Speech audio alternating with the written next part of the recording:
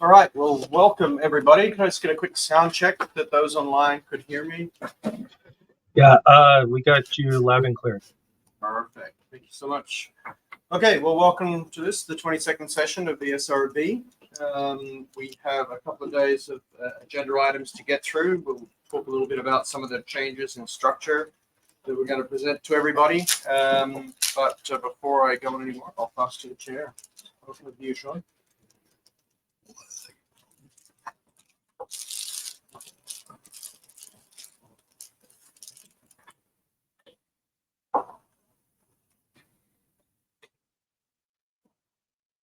Okay, well, welcome to the SRB meeting for June, our research meeting. We have some good, interesting discussion on research topics. Our agenda today, we're going till 5 o'clock technically for drafting session 4 to 5.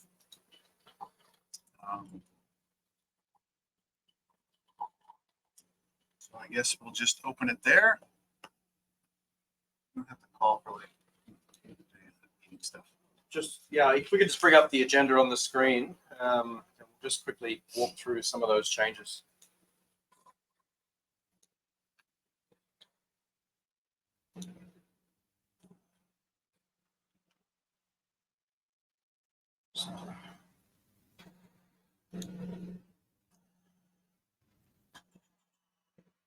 Camera's defaulting.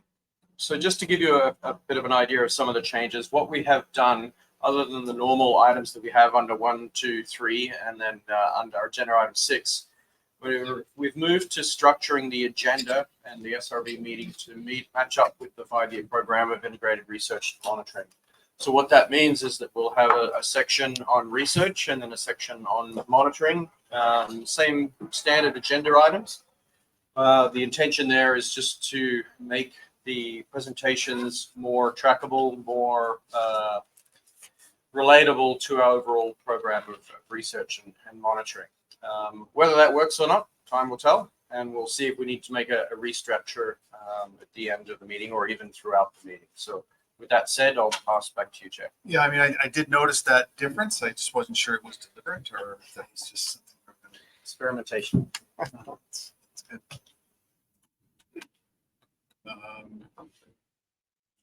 Anything else that we need to talk about in arrangements for the session? Except for the dinner. I guess we all got an email about. So we'll talk about that later, I suppose. So then, Dave, I'll just pass it back to you. Right. So if there's no changes to the agenda, the only other thing we have to discuss under other business is SRB membership. And you have some proposals before you about a potentially new SRB member. And so we'll just make sure we tackle that before we close. See where to from there. So with that said and the agenda adopted, then we can jump into the overall IPHC process. So agenda item 3.1. So just as a reminder that we do have the 2 SRB meetings, nothing new to the current SRB members. The intention for this meeting is simply to develop requests and redirections for the Secretariat to undertake additional or alternative ways of completing the work that we're currently undertaking, and to leave any formal recommendations for the Commission to the September meeting of the SRB. That said, if you do come up with a formal recommendation you want to carry through and not forget about, there's nothing wrong with developing that as well at this meeting. But just in terms of general workflow, that's what we generally do. As with each of the SRB reports, we will drop into the initial sections, just the SRB's mandate. Again, there's no new SRB members, so I won't go through that in detail. But it's there for anyone who picks up an SRB report, just have a quick reference of what the purpose is. So we'll drop that in there as well. So look, if we can bring up paper 3, which is under agenda item 3.2, and this is the update on the actions arising from the previous SRB meeting.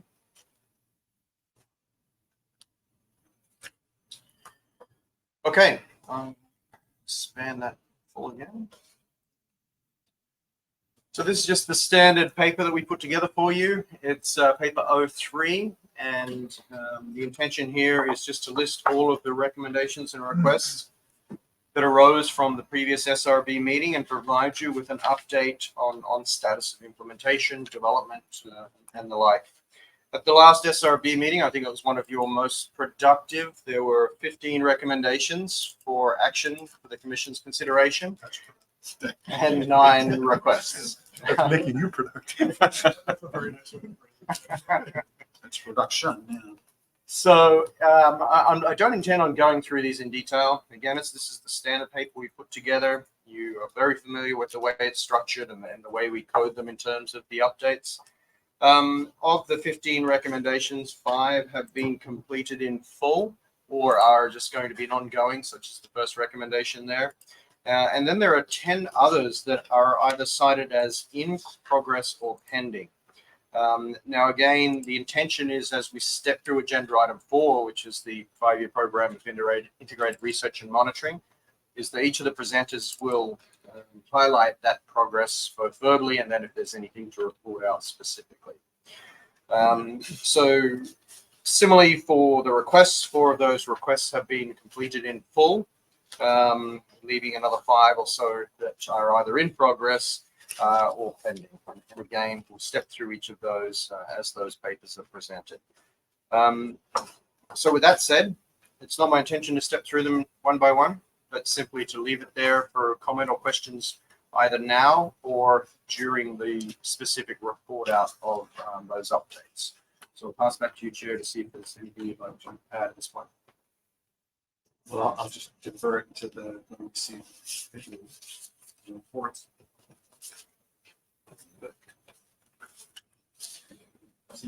Now. Perfect.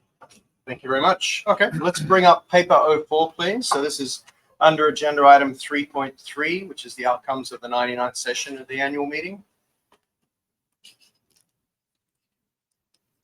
So again, this is our standard update paper. At the not so recent annual meeting now, the Commission has as a number of standing agenda items, elements that are of interest or within the mandate of the Scientific Review Board. So we've simply listed those agenda items in under the background as per the AM meeting agenda. And then as part of Appendix A, we have simply cut and paste all of the recommendations, relevant text from the Commission, which are related to the SRB's mandate. So again, this is just a paper we produced for both SRB meetings so that you have those actions arising from the Commission meeting at your fingertips throughout the course of the meeting and throughout the course of the year. Again, each of the presenters, where relevant, will make a specific presentation on the actions arising from the Commission meeting. And the first one there, recommendation 01, is an example where we'll speak to it very shortly when we talk about an update on the program of research and monitoring. And so with that, I'll pass again back to you, Chair, to see if there are any questions or comments at this point. Are there any, I didn't look at this document, but are there any requests of the SRB? Anyone remember off the top of your head whether there is anything specific coming back to the SRB? I think. I remember being put on the spot when somebody said, if you had time, like if you did multi-year assessments, so they had time, what would you have them do? Let us give it another should quick have anticipated perusal. that question. We'll give it a quick review just to make sure, but there's nothing I don't think that we're not going to cover in other presentations. We just have some specific guidance there on the MSC objectives to use. So those two, I think, out into offensive. Yeah, I'll present that on what the commission has guided us on objectives later.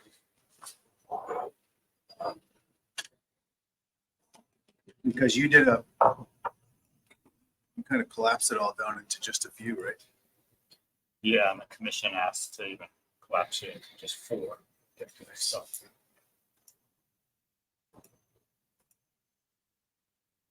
Okay, well, if there are no specific requests to the SRB, then I guess we'll see other things pop up as we go. So, Fantastic. Okay.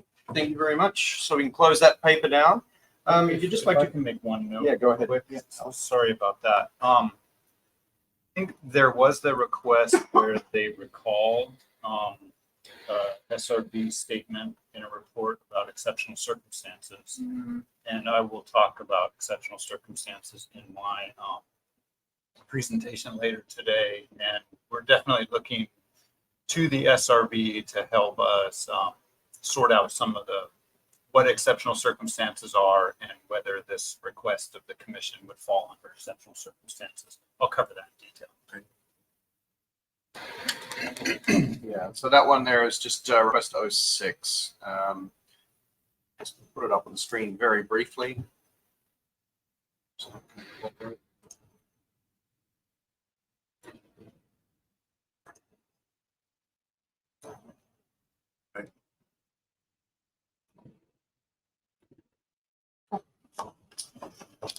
Okay. Yep. Thank you very much. So moving on to agenda item 3.4. This is the observer updates, or more specifically, updates from both the Canadian and US science advisors. And Anne-Marie, if you're available and if you just want to test your microphone, we're happy to pass to you. Sounds good. Testing microphone. Yes, all good. Go ahead. Super. Hello and good afternoon. I think from the Canadian side, most of the discussions have been around renegotiations, and I don't think that you guys, it's something to put in front of you. But there has been a few questions that have come up around FIS design. I think the context about it is mostly around cost, but there are some specific, maybe SRB type topics that would be more around survey design and sort of the amount of changes to the survey design that come after you guys give your approval, recommendation, blessing. Ooh, can you use blessing as a verb? That would be fun. So I think some of the questions that have been raised are, we're currently using a target CV of 15%. So what would be the impacts of changing that, relaxing that from 15% to something a bit higher in terms of the type of advice that comes in front of them and the uncertainty around it? There was another question around the impacts of setting a rotational schedule for sampling the regulatory areas. I think the basic design that Ray puts up here tends to be a bit more rotational, but by the time I think all the cost considerations get to the commissioners, it may look less rotational than the original intent, but it's been a while, so I could be mistaken on that. I think another question that came up was, are there examples from other... Sorry? can I interrupt for a second? Yeah. Just to go back to clarify this. What exactly is the question about the rotational schedule? What would be the impacts of having a more rotational design? Like if there were some reg areas that weren't sampled, for example. I suspect that the economics is more of an issue than scientifically, but I think that's a general question. I guess you have to define what you mean by rotational. Yeah, And and I think it's just, factor yeah. into what a rotation is. Okay. It wasn't really rotation, it was the interval between sampling. It wasn't that sampling one forfeits sampling another. It was a decision on intervals of sampling, wasn't it? Rather than rotation. It's kind of like that. We're trying to make sure over some period we cover everything. But there are some areas that need to be sampled more frequent intervals. Because they create insufficient through time, or because the densities are higher, so we're capturing most of the signal by sampling those areas. But there is intention to at least show the way forwards where it's sampling areas that we maybe sample less frequently. So a rotational would be more planned rotation. Use the same word, but so it does, I guess that's just the issue is more about that areas are visited on a certain kind of minimum frequency. Is that what you're? I think the underlying question is less about whether it's rotational or whether it's interval. It's more around the idea of, do we have to sample in every regulatory area every year? Yeah. Or maybe all areas. And I think the underlying concern about that is whether there is a cost savings that could be gained by that.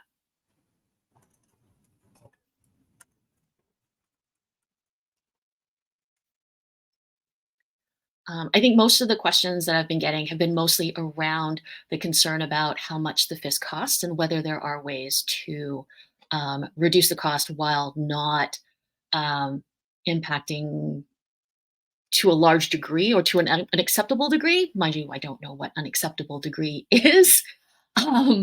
But in terms of generally trying to find a balance between the amount that the test fishery costs versus the amount of information that we get from it.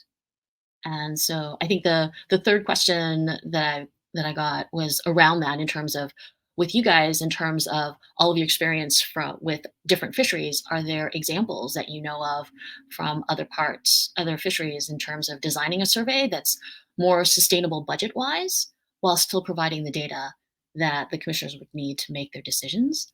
I think one of the underlying concerns around this one that I heard was that there's a bit of a concern in terms of the amount of changes that that the commissioners are needing to make at the interim meeting and the annual meeting to take into account those additional cost considerations and other considerations that are along the way as well. Sorry, go on.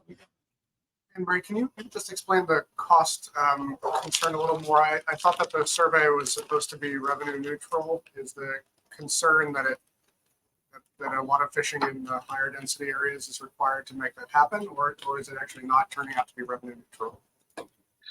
I think a bit of both. I think Ray's note was saying that that we're expecting to not be able to hit revenue neutral, or something about the price of halibut being down. So they're asking, I'm still trying to see what they're asking, but that maybe some regulatory areas can be skipped to save on costs. Is that kind of in a nutshell? I don't think that that's necessarily the only thing. They were also asking about the target CV. And I think it's just generally, the question is around, these are the things that we see and that we are hearing. We're not the experts. Are there ways to design a survey that is more financially sustainable over the long term, and particularly in the near term? That means that that the scientific needs are met, as well as the cost neutral requirements. If I can add just a little bit to it, to add some perspective from myself, what I've heard specifically is that the Commission's questions revolve around the changes from the primary objective of the Fishery Independent Setline Survey, which is the SRB endorsing a scientifically based design, to what the Commission, or what we actually implement. And that often revolves around what we use the term rationalization of the FIS to ensure that we can try and stay revenue neutral in the longer term. What I think the Commission is seeking is commentary from the SRB, maybe at an earlier stage, on those alternative designs, taking into consideration the secondary objective of long-term revenue neutrality. So what that may mean is that we'll be needing to present to you desired scientifically robust design, or for want of a better description, versus other modified designs that get us towards revenue neutrality or some other financial objective, and whether those alternative designs will still meet our scientific needs. That's what I think they're missing at the moment, because they see the design being modified for long-term revenue neutrality, and the question is, does it still meet the scientific objectives, and how it does or doesn't, and in what time frame? So they just want to have the SRB's input into that, those decisions. So yeah, they're making financial decisions without knowing what the acceptability is of the precision. That's on the survey, or not the precision effects, but Yeah. I get what you mean. And so while we provide that advice to them, they're just asking for the SRB's input as well. Yeah. Sorry, Anne Marie, back to you. No, I think that was pretty much it. And thank you for summarizing that, Dave, much more succinctly than I've managed to do. I think there's also, and Dave, this might be a question for you in terms of whether we're anticipating needing to find more funds to support the FIS in future years, because my understanding and my financial understanding is very, very limited, is that we're drawing down on the available money to support the FIS. And so we might need some additional money to top that up. And so I think there's concerns around the need to do that, how much we need. And so that's also some of the underlying context in terms of wanting to see if we're able to find some cost savings designs for the near future. Yeah, thanks, Anne Marie. That's correct. And so just for a bit of clarity, when we started the FIS season this fiscal year, we had just over $200,000 in the bank, which is obviously not sufficient to fund the FIS even before the FIS starts. And so the Commission has set at the special session an aspirational reserve balance for the FIS of about $1.5 million as a starting point, a starting goal rather. Noting that most of the designs that we implement or agree to are plus or minus $500,000. And as an example, the current survey, which has 9 landings already sold, we're already $150,000 below what we had predicted for the budget. So there are serious concerns about the viability of the FIS moving forward. And so we are actively looking for additional funds to support the FIS, whether it's from contracting parties or some external funding source. So is there anyone here that can do that kind of stuff? Like do the financial, sounds like a financial model would be helpful. You know, anticipating, depending on prices, uncertainty in prices, and that sort of stuff. So we do have that. Ian's developed it, support from the FIS team. And so we do predict that prior to the FIS season and based on the modifications that are potentially going to be put in place before the season starts. But there's just so many variables depending on catch rates and then local fish price. Real challenge. I mean, we have a very general tool which takes average catch rates and prices that were observed in the most recent survey in a particular area and allows us to do scenarios if the catch rate changes up or down, if the price changes up or down. But obviously, the hard parts are things like what is the price going to be? The price not only changes season to season, but it changes throughout the season. Unfortunately, often quite low during the period when our survey is being conducted because it starts high and then drops and then picks up at the end of the season again. And similarly, although we generally use a predicted catch rate, which is consistent with the expectation from the stock assessment, that's a broad trend. And what really matters is whether the catch rates go up or down in individual small geographic areas where we're or aren't getting better or worse prices. And so that interaction makes this very difficult to predict. Even though we can put together all the budgets, as Dave mentioned, we end up with a table that shows that we could be $1 million up or $1 million down on a particular design, depending on a pretty modest level of change in price or catch rate. So we go through that planning stage, and the basic design process is to add stations in money-making areas as needed until we have funded the design. And in the last couple of years with low price and lower catch rates, then remove stations in areas of high expense that are money losing until we achieve revenue neutrality. And I think that what we hear from Anne Marie and from the whole process is that it's been frustratingly hard in the last few years to balance the budget, because we are at a point where catch rates are lower than they've been in a while, and price is fairly low. And so we've ended up with designs that were not as broad particularly in the outlying areas, which are revenue negative, as we've proposed in June meetings and as we would like to see. And to the other point about the relaxing the 15%, and the results from stock assessment model simulations, what that might do to the assessment precision.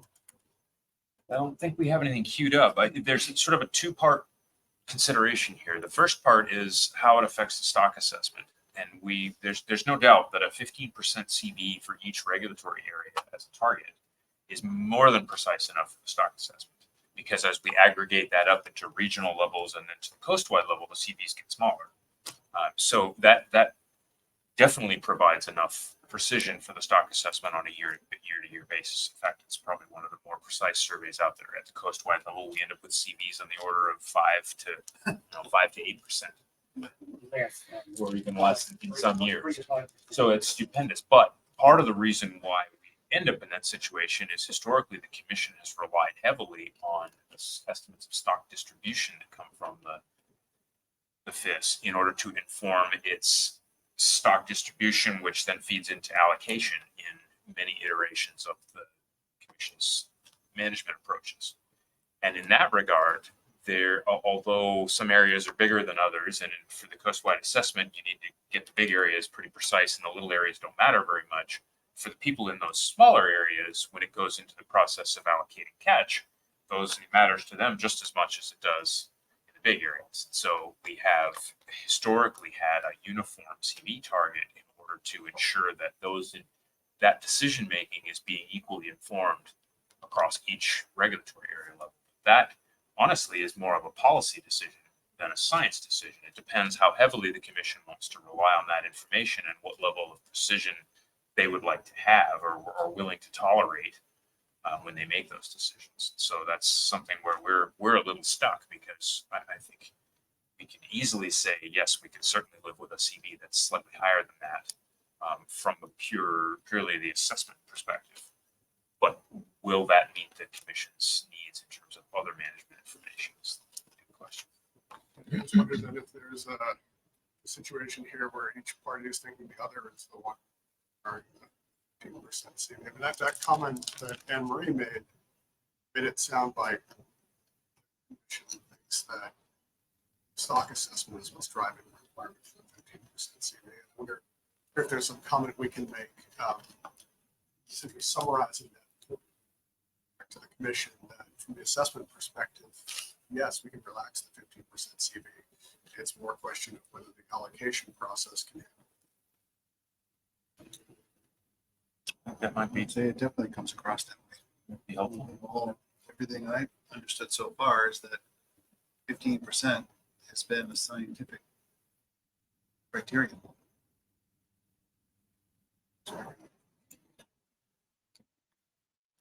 Well, and it's scientific in the respect that we are asked to provide stock distribution estimates that are reliable for each individual IPHC regulatory area.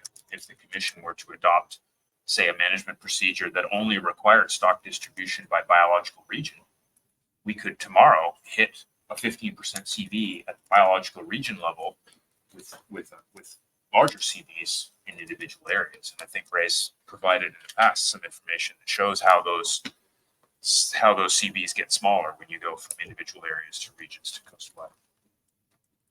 We get a significant amount of feedback, particularly from 2A, when they don't get a precise index for their area. And that's been over the last 15 or so years that I've been with the commission. They've expressed concern in the past when the CVs were quite high that they're not getting precise information on proportion of the stock is in 2A. So we can expect that a relaxation of CVs is going to get some discussion among stakeholders in some of these areas.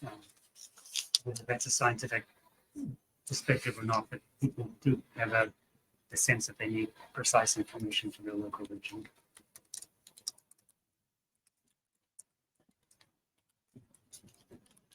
Are those directly related? The CV on the survey and the CV in the proportion? Are the CV from the FIS for regulatory area the same as the CV in the proportion of the stock in that area? Not necessarily. I've not actually looked at the CV on it.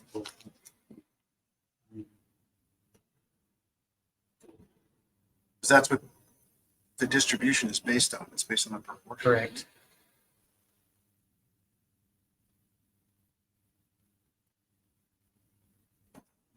Good topic, Anne Marie. Thank you. I think this deserves some discussion. Just feeds into everything. Could feed into your management procedure. Like, you're not financially viable. It's a pretty big deal. Any others, Anne Marie? Nope, that's it. Thank you. Okay. All right, Pete, over to you. All right. Can you guys hear me? Yep. Over. Great. Well, it's good to air quote see everybody this afternoon. So as Anne-Marie mentioned, a lot of the focus of the U.S. commissioners recently has been to come up with a long-term agreement between the contracting parties. When I asked them about putting together some questions that they would like to ask you at this meeting, what I got back was more along the lines of digesting or not the results of the assessment from last year. So from one commissioner, he would like to know how we could be better prepared to respond to new information every 3 to 4 years after a full stock assessment. In the past, going from a closed to coast-wide assessment, learning about the sex composition of the commercial catch, and now the natural mortality have made stakeholders a little leery of the science and how management is always on a roller coaster ride. Will we be in for another surprise when we find out more about migration, or how can we be better prepared for these seemingly huge events and understandings? And then another commissioner is still questioning how we could have such a high TCEY based on a change in the assumption of productivity as the fleet's not seeing more fish on the grounds and the catch rates are down. So those were the couple of questions that I got from our side.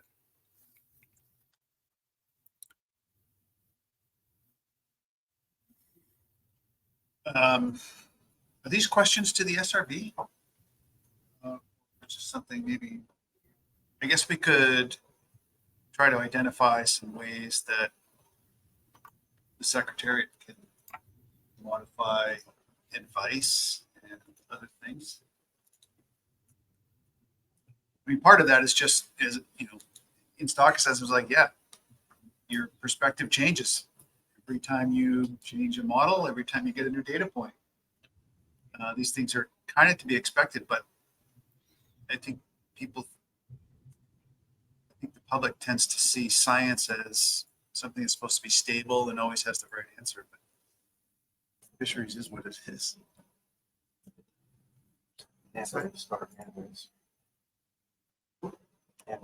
Anne-Marie, keep your hand up. Yes, thank you. Actually, this has come up in a different way in the past on our side, and I think maybe if it's sort of reframed as less of a people are like trying to digest the big changes or are unhappy with the big changes. It's more that, for example, I remember Ian, when we were getting the sex ratios from the commercial fisheries, was telling people, okay, this is going to make a change. And so I think part of it is warning people that like these are the things that we're working on, and this will have a bit of a change. I think still some of these things will be a bit more of a, oh, did not realize it was that big of a change. But at least if we tell people coming ahead of time, like these are some of the things that we're working on and it might have a change, at least we're sort of preparing them a little bit more ahead of time, that there might be changes coming. Like there's a lot of things that Josep has got on the research plan that might have some impacts in terms of how it might affect the stock assessment or the ways that we work on things. And so I think tying that in to maybe the research plan or other places that it comes up might just be a way to just remind people over and over and over again that we're learning new things. This is how it will probably affect what you see at some point in the future. Yeah, thanks for that, Anne-Marie. I think, as you note, we saw the updated sex ratios at age for the commercial fishery. We saw that on the horizon and really put people on notice that that was coming and that it could have a big change. I certainly didn't see as big a change coming from changing natural mortality in one of the 4 models as showed up in last year's results for a variety of reasons. Even though it wasn't a huge change and it was only in one of the 4 models, it changed the median output of the ensemble quite a bit. So a part of that, it was, as you note, some of these things were better at predicting than not. I don't kid myself that people read the full assessment document very often, but I do provide sensitivity analyses to things that I think might be important every year. And for at least the last 5 to 8 years, I've been showing a pretty high sensitivity to reproductive output, trends in maturity or fecundity, and how they might affect our, not the global scaling as so much, but the local trend and our relationship to our reference points. And I've been providing those, but I think you're right. It might be very helpful for these meetings, the SRB meetings, to potentially highlight through the research plan, as well as what's being done in the assessment, which things we see on the horizon that people might want to keep their eyes on. This is interesting. It's kind of a conflict, right? I mean, on the one hand, seeing big changes to me as an SRB member suggests that you guys are doing exactly the right research. The answers matter for the assessment. So from that perspective, research perspective, this is a really good thing. But I can totally see how, from a management perspective, these big changes are difficult to deal with and probably make you lose confidence in the process. I think that's sort of just an inherent conflict, not communicating about it. Say it's really the. Yeah, I mean, another way to look at it is, every reasonable change to an assessment, something's going to happen. You just don't know what it is. And a good practice would be, before you go implementing things in the live stock assessment, to do some simulation tests to see how reliable your answer is going to be. So for something like natural mortality,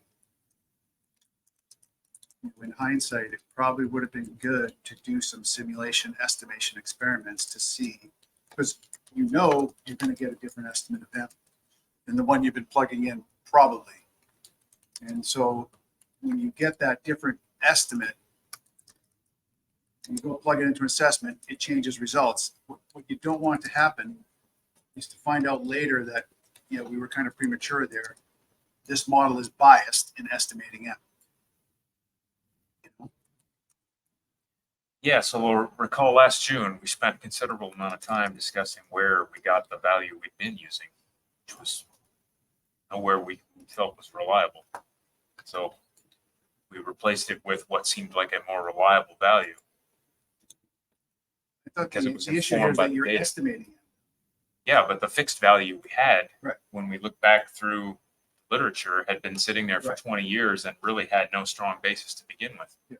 So it's tough to argue that letting the data tell us something about M would not be as good as using a fixed value. That's exactly true. I'm not saying that. Right. What I'm saying is, so the data has told you something different, which is kind of expected, but you don't know whether that's the degree of bias that's involved in that either.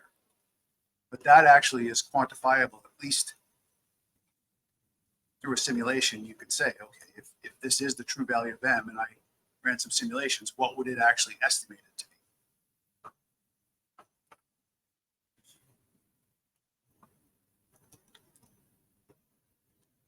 Certainly be, and it's probably good that, and I assume this was a deliberate choice, to do it with one of the models. So it only had like a 1/4 contribution, but before jumping in and doing it to all the models, you might do something like that. Just to get- Well, we're already estimating it in 2 of them at the time. And the discussion was more around whether we could justify the fixed values. So we've been, I would say in the last 10 years, our goal has been to replace dubious assumptions with data where we can. It's just another step in that. And I agree that some of these things can be tested with simulation, but some of them you don't know. If you don't know what the right answer is, we can simulate, say, if it were this, then we should do this, but we don't know what the truth is. So I don't know that that's necessarily a global solution, but it certainly would help in some cases. The other thing I was going to mention was this whole issue of commissioners being somewhat surprised by results, regardless of how much you guys have tried to prepare them for it. This is going to pop up with your exceptional circumstances. That's why you want your exceptional circumstances to be so clearly defined that this is not a reason, because this could just happen every year. Right? Somebody's surprised by a result and start pushing for exceptional circumstances. But And that's exactly where we to the SRB to help us communicate with commissioners that exact concept. Yeah. Because many felt that the assessment was an exceptional circumstance last year. Tried to explain, not exactly. Try to explain that to the SRB. Hopefully, it can help me.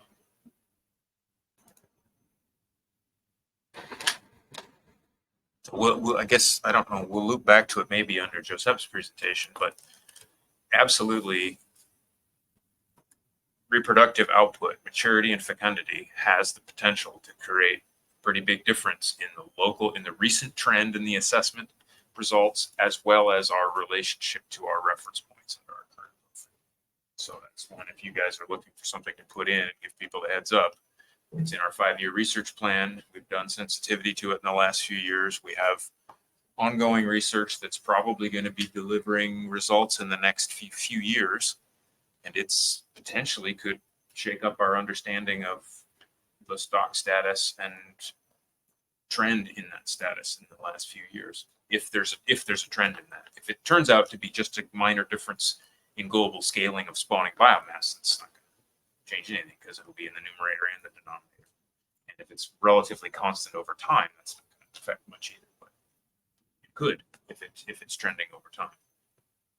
So I had a different preconception of what exceptional circumstances was. I was assuming exceptional circumstance was a precautionary set of principles in situations where things were going in the wrong way. And what I'm hearing a precautionary, it's not that. It's ignoring science and doing what you want to as an exception.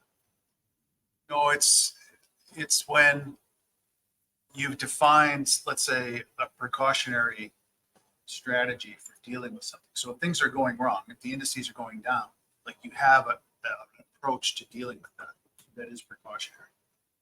And it should be simulation tested so that you know it's precautionary if the conditions you tested it in are valid. Exceptional circumstances are where it doesn't look like that approach you're using is working. So that the issue is like, how do you show that? How do you demonstrate that you're actually outside of the bounds that you tested this thing in? And then what that means, typically, what you do in that case, you still have to make a decision. So I think that's the hard part. It's like, naturally, an exceptional circumstance can say, okay, it triggers a reassessment, conditioning the simulator and all that stuff. What do you do now? And usually it means like take a step back, like go to an ultra, some default ultra safe thing, if the exceptional part is looking bad. If the exceptional part is that things are probably better than we think, it's not so critical, but you know what I mean? We have a few slides defining it as well. When the MSC talk. With the Southern Bluefin one, we actually went through this a couple of years ago. And the procedure was developed. We generated a projections of expected catch rates in the Japanese longline tuna fishery. And so there's an envelope that this procedure should keep things in this envelope. And the data jump outside that envelope, it suggests something's wrong. You're outside the 95% confidence bounds of what your projection was. You may want to respond to that, or maybe you need a couple of things to look wrong. Anyway, we'll get onto that later. But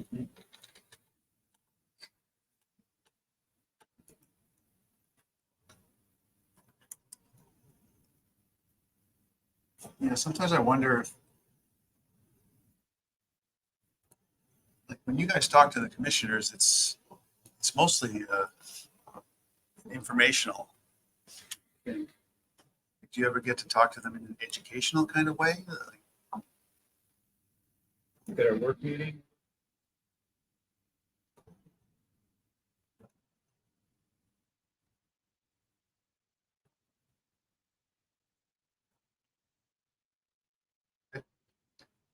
Pete, any others?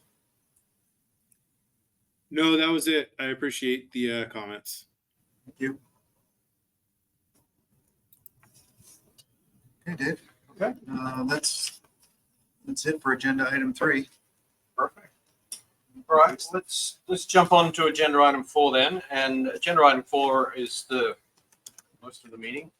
And it's going to be, as I said earlier, structured around paper 05, which is an overview of the 5-year program of integrated research and monitoring. That current program is provided as Appendix B, but so if you could just bring up paper 05, please.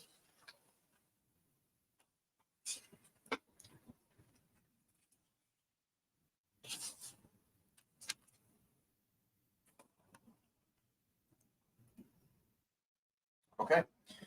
So there's 2 parts to this paper. First of all, it's just a quick background for anyone interested on how we've arrived at this 5-year program of integrated research and monitoring, noting what the Secretariat's primary goals are and why we've developed this for the Commission and broader stakeholder awareness.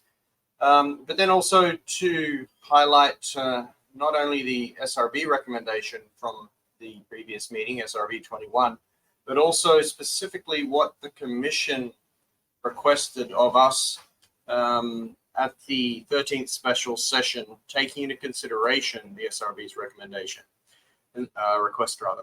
And so based on that, as you can see on the screen, and we've already touched on this briefly, the first request from this special session was that the Commission requested that as part of the annual reporting to the Commission on the biological and ecosystem science branch activities.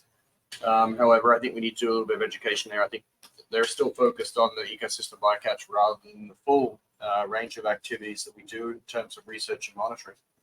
That the Secretariat provide a table that incorporates the following elements each year for Commission review. And the Commission has come up with 5 components there as an initial set of points that they would like us to report out on. But then subsequent to that meeting, subsequent to the special session, the contracting parties sent us a table which is shown in Appendix A. And so I'm not going to be able to get this on the screen so everybody can read it in full, but we'll do our best. And we can also bring this up. It's not going to cooperate for me. Maybe I'll leave this to whoever's on the support. If you can try and get that table. That's good. Oh, it's working. And so these are the areas that the commission would initially like your feedback on, about reporting out on the process for each of the core themes or projects that are being identified, funding sources, if there is a related commission decision, and then the overall status of each project line. Now, the program of integrated research and monitoring is both what we're actually doing in year, plus there are also aspirational components. And that's just the nature of the commission in terms of how we're funded on an annual basis versus what we and you as the SRB believe we should be working on to improve the science and deliver upon commission's requests. So this is just an initial idea at the moment from the commission. They would like your feedback. They would like to know if there are things that are useful or not so useful, or if there are things that you see as being important to report out on a regular basis. And obviously that would be for each SRB meeting, but then also through the commission's meeting process. So starting at the work meeting in September, then the interim meeting in November, and then the annual meeting itself in January of each year. Now, I don't know how much time you've put into reviewing this at this stage. So what we potentially do is have an initial discussion, Chair, and then come back towards the end of this meeting to see if there are any other ideas for further improvement, particularly in terms of reporting out on each of the milestones for various projects that the Secretariat undertakes for the Commission.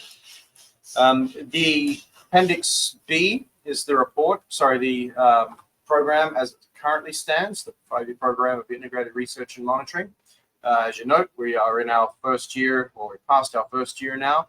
And the idea is to keep this as a living document that would be updated annually soon after the annual meeting each year, based on any new direction from the Commission, as well as the annual budget that's usually adopted during that time period. All of the recommendations or requests from the SRB last year have been incorporated into this version. And so this version is dated, it should be an updated date there, 1st of May 2023. And that's how we'll keep indicating as we progress through the 5-year program what stage of update we're at, and we're reporting out with any further amendments from the SRB and the Commission. So with that said, I'm just going to stop, noting that we're going to step through each of these core areas over the course of the next couple of days. So any initial reactions back to you, Chair? So they want us to just comment on the structure of the table, not necessarily on individual. I guess we're going to be discussing research areas and things like that, but then the Secretariat fills the table in. And they're asking for additions, subtractions, whatever to the reporting elements here. Initially, yes. And so, well, let's say the SRB didn't comment. We were just going to take this table and we might try and tweak it a little bit if we feel that there are things that might be useful for the commissioners to understand. But otherwise, we're just going to populate it. But if there are things that you feel this is missing or this might be useful for the commission, feel free to suggest them, and then we can look to add those in. Okay. Well, maybe a brief description of the relevance of each of the projects to the mission in terms of stock assessment and MSC. So Let's get that abstract. Another column in there. That seems like that's in there in the abstract, but I think I had the same thought that it probably deserves to be broken out separately. So it's easier to get. A couple of those things in the abstract there seem really key in our emphasize again and again. The link to the core mandate is really critical. And that's not to dig through the abstract again. And it might.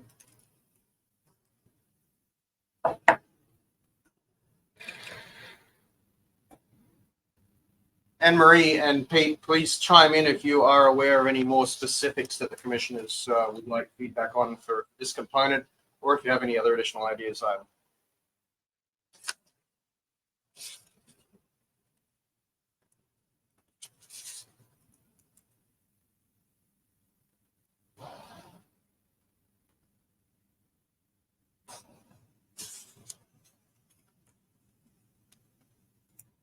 also sort of take it on notice as well and digest it over the next couple of days. Well, they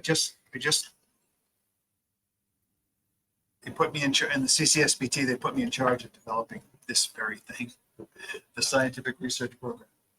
So I came up with a similar table. I'm just seeing what I suggested they do.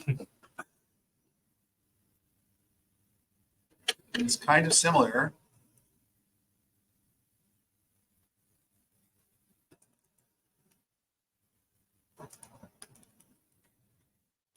This one has like start year, duration, general category. So whether it's related to the operating model, the management procedure, or both. The nice thing about the CCSBT, it's either the operating model or the management procedure. There's nothing else under discussion. Just kind of, it's nice because it keeps everybody focused on what the job is. So that's, and then there were subcategories under those. So under the operating model, you may have things that are related to catch monitoring, indices, biology, related to the assessment, things like that. So there are subcategories. So that would be quite a bit more detail than it's under that abstract one. So it could be that the you don't want the table getting too out of hand either.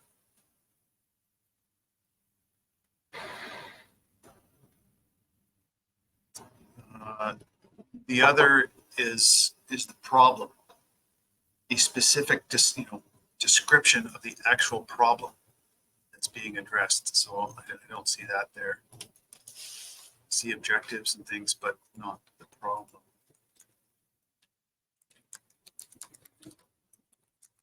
Under objectives, list of concise project objectives, including the main research objectives, as well as objectives for how the results would be incorporated into the general category, which is the OM with it.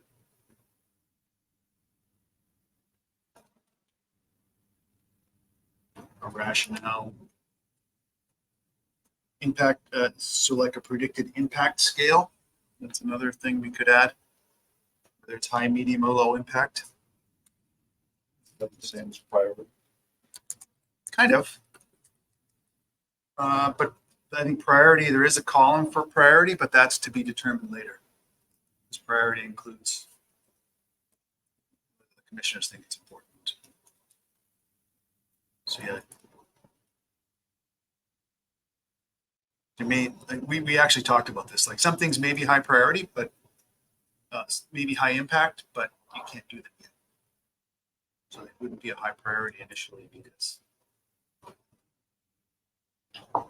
I guess I have a question. So in the background, recalling there are 4 points there. The process includes developing, proposing projects based on commission input and based on the experience of the secretariat. What about SRB? Is there a place or is there a role for SRB in suggesting, prioritizing projects and helping with design methodologies for carrying projects out?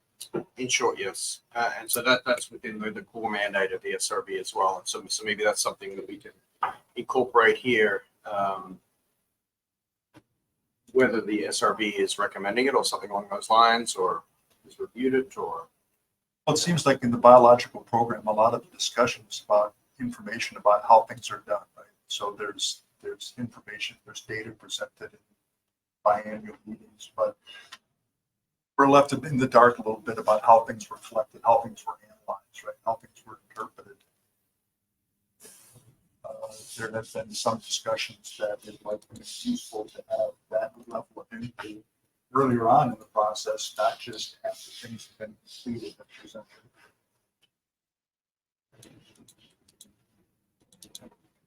So what would that be for a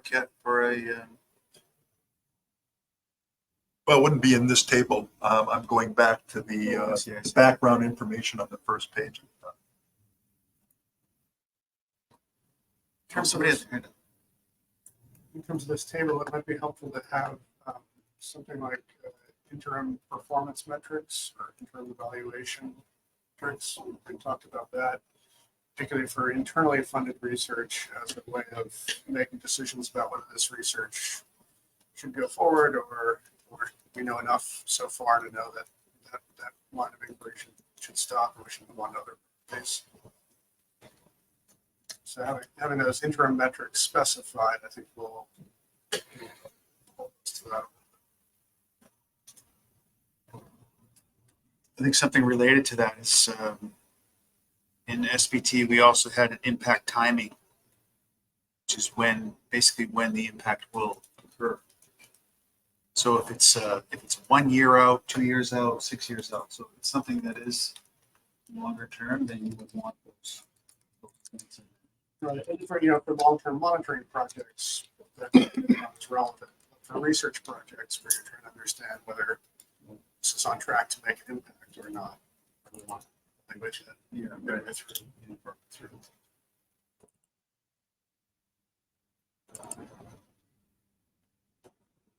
Anne Marie, you had your hand raised there for a little while.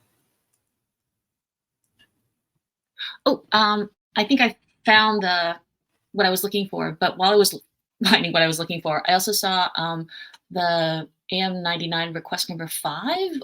Not sure how big you want this table to be, but there was a request from the commissioners to highlight the elements of the 5-year program of review that will inform its understanding of impacts of climate change. So I don't know whether that would be easily added as a column here or whether that's intended for a different location.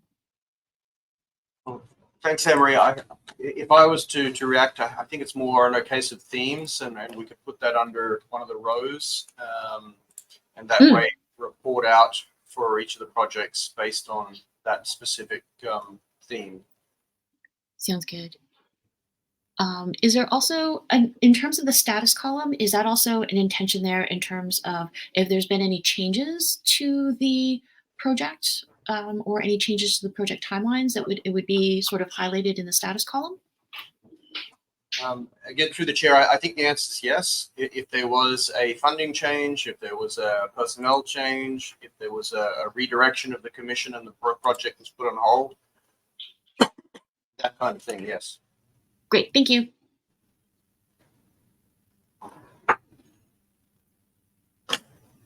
So what I've done is I've emailed that table to you in Excel format, the 3 SRB members, and I can send it to you, Pete, and Anne-Marie as well. So maybe that's something you can have a bit of a brainstorming session as one of the drafting sessions as well, and see if there are specific amendments that you're going to recommend, and then we can include that within the report itself. And then we can move forward with the first reporting out to the commission for the September work meeting based on that table. That be okay?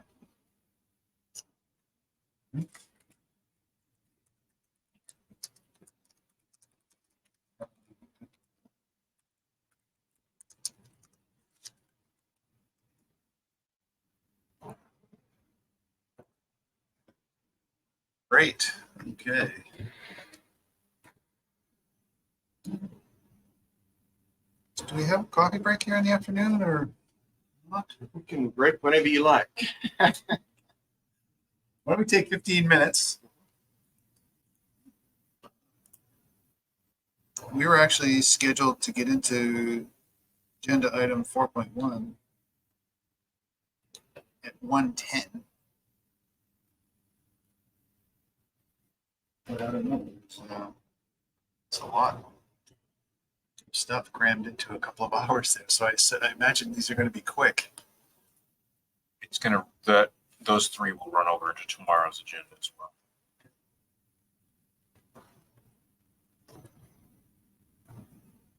We have from 9:30 to 12:30.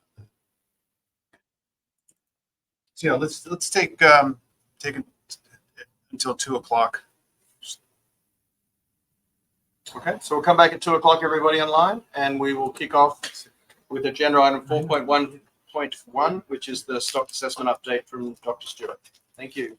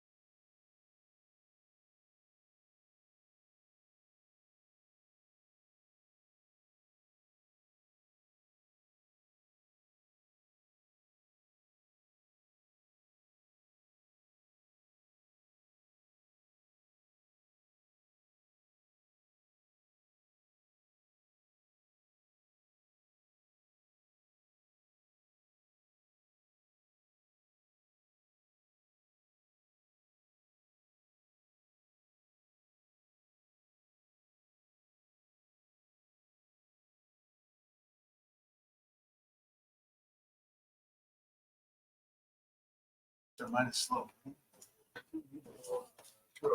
Yeah, I have to go for it. Oh, it's fast. Oh, yeah. Okay, we're live. Okay. Okay, so we're back and we're going to get started under Share the camera. agenda item 4.1 and start with the stock assessment.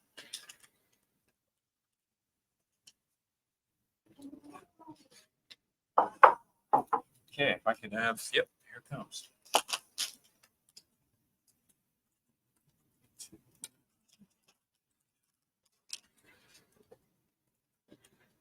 Okay, so here's the update of the stock assessment. I think this might be the first time I've gone first in the lineup. Yeah. It's the new order, I get to go first, but I will try not to take up all of our time. This one's actually relatively abbreviated because obviously last year was the big year for stock assessment, as we've just heard. So I will go through a few routine updates, and then I'll step through the requests and recommendations from the last couple of SRB meetings, closing off a few things and opening up a couple of new questions based on new work that's there. And then, so that's what I've got for today. So just to reorient you, we actually kind of touched on this already, but the general schedule that we're on here is to do a full assessment every 3 years. We actually went 4 at one interval between 2015 and 2019. But we've most recently, last year, completed a full assessment, which means, getting back into all of the various data sets and model assumptions and everything else. And so now we are anticipating an updated assessment analysis for this year, 2023, and for next year, 2024. We have, since roughly 2019, been operating under the assumption that we might be getting closer to a management procedure. And so that's been part of our consideration. That was part of the external review in 2019 by Kevin Stokes. One of his recommendations was don't change too much, try and move things toward a management procedure, but yet we still find ourselves a few years down the road needing to maintain and improve the stock assessment as well, as we're still moving along. So the first step that I always take in the spring is to extend the time series based on the catch limits that were adopted for the year, such that all changes as we go along can be tracked completely from last year's stock assessment and the projection right through till the final assessment this year. None of these change any of the parameter estimates or the historical estimates, but it just allows, as I produce graphs through the year, I always have a bridging analysis where I start with last year's model and work all the way through. So each incremental change can be seen for what it is and how it affects the various outputs that are there. Remember, I'm on the screen. So then the second update was just a routine update of the stock synthesis version that I'm using. I try not to be using the bleeding edge version, but using the cutting edge version. So that after a decade of R&D on stock synthesis when I worked at NOAA, I don't need to be doing the actual testing anymore. So we try to stick to the most recent version that's stable. This year, although there were a fair number of changes in the most recent version, none of them affected any of the options that we're using in the Halibut models. So the results are identical. And in fact, because there was a change in AD Model Builder, the version of AD Model Builder that was using, and the compilers that stock synthesis team is using, there were actually a slight improvement in the run times and memory usage in this year's version. So unlike some years where it seems like we're moving backwards, this year, actually, the models all ran as fast or faster and used less memory than they did last year. So that was nice to see. You'll note in the paper that there's a slightly longer discussion about our continued review of what do we need and want out of our stock assessment models. And we have, for years been discussing the trade-offs between having our own standalone Halibut specific model that we can tinker with to our heart's content versus using a standardized platform that may have a larger user base, is almost certainly more bug-free than anything we would write in the short term. And so this year there have been a couple of scientific meetings talking about sort of the future of where a lot of these broader modeling programs are going. We reached out to the Inter-American Tropical Tuna Association, our friends down in La Jolla, to see where they are and what they're planning to do over the next 5 to 10 years. And they, like us, they continue to review their options. They, like us, at the moment, are fully committed to using stock synthesis as their assessment platform, and they plan to stay that way for the near future, although we're all watching several processes that are evolving. The FIMS modeling approach, Fisheries Integrated Modeling System, which looks stupendous on paper, but may take a while. It's my take on it. So that's we haven't come to a new conclusion this year, other than that we need to keep our eye on this stuff and keep thinking about where we're going to go. As in the past, a lot of this really depends on where the commission goes. If the commission adopts a management procedure, for example, that uses an empirical rule for a couple of years and only requires an assessment in every third year, that might give us a lot more latitude to evaluate some different options to create, maybe to go the route of fully Bayesian models, et cetera. So I guess it's still kind of in a holding pattern on this front.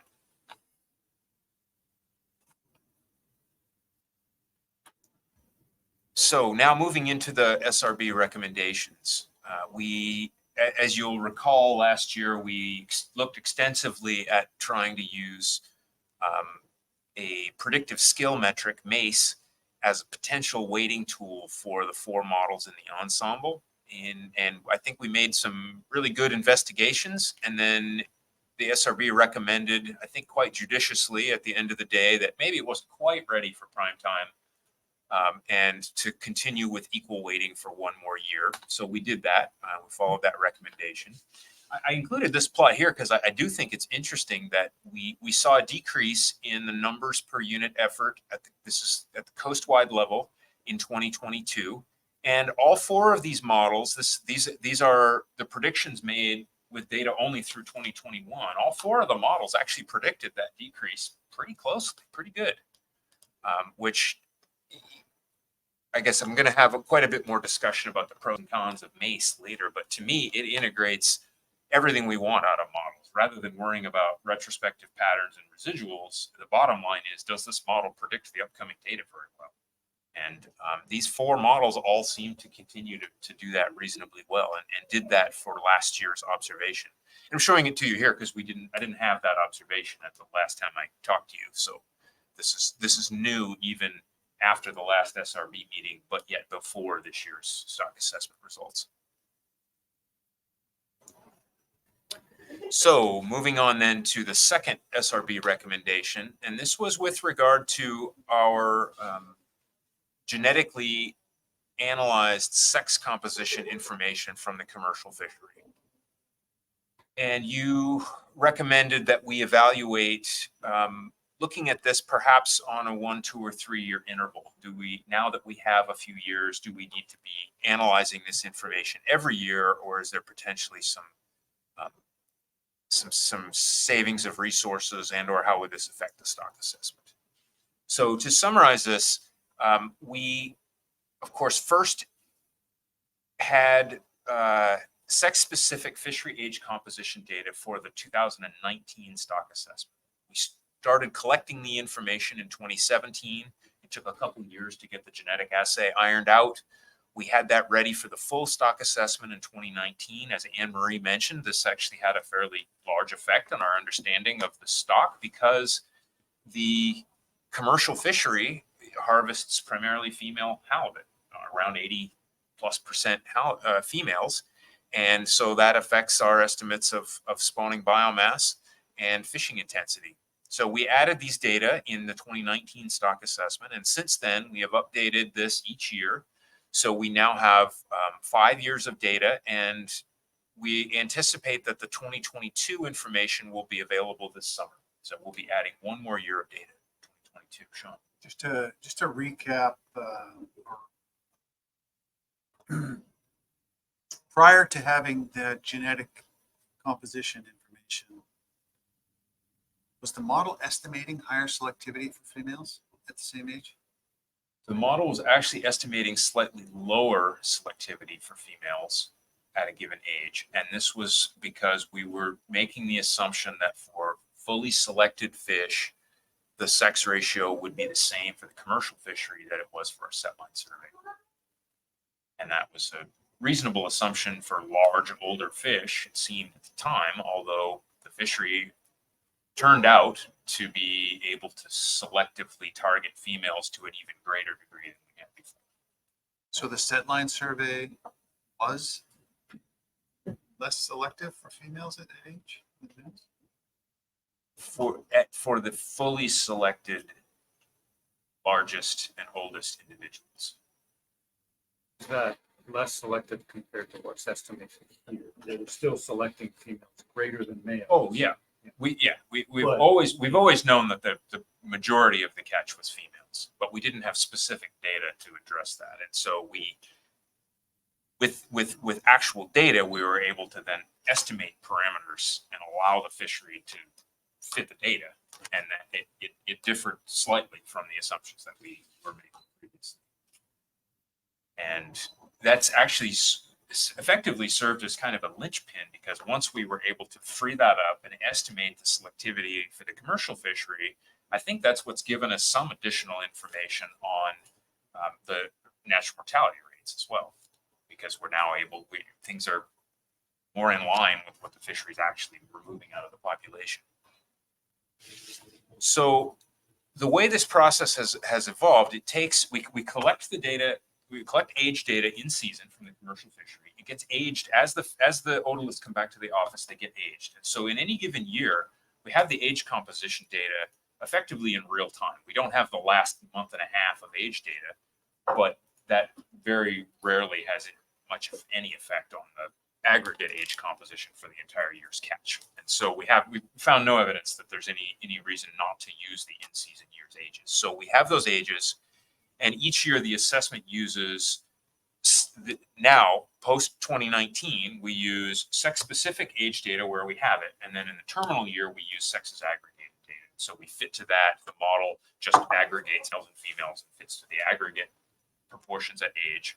And then when I have the information the following year, I replace the aggregate age composition data with male and female specific age composition data.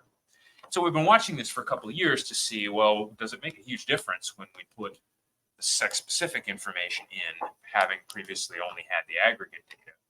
And the short answer, and this is what I showed you, I think, last year, was that the models didn't change a whole lot.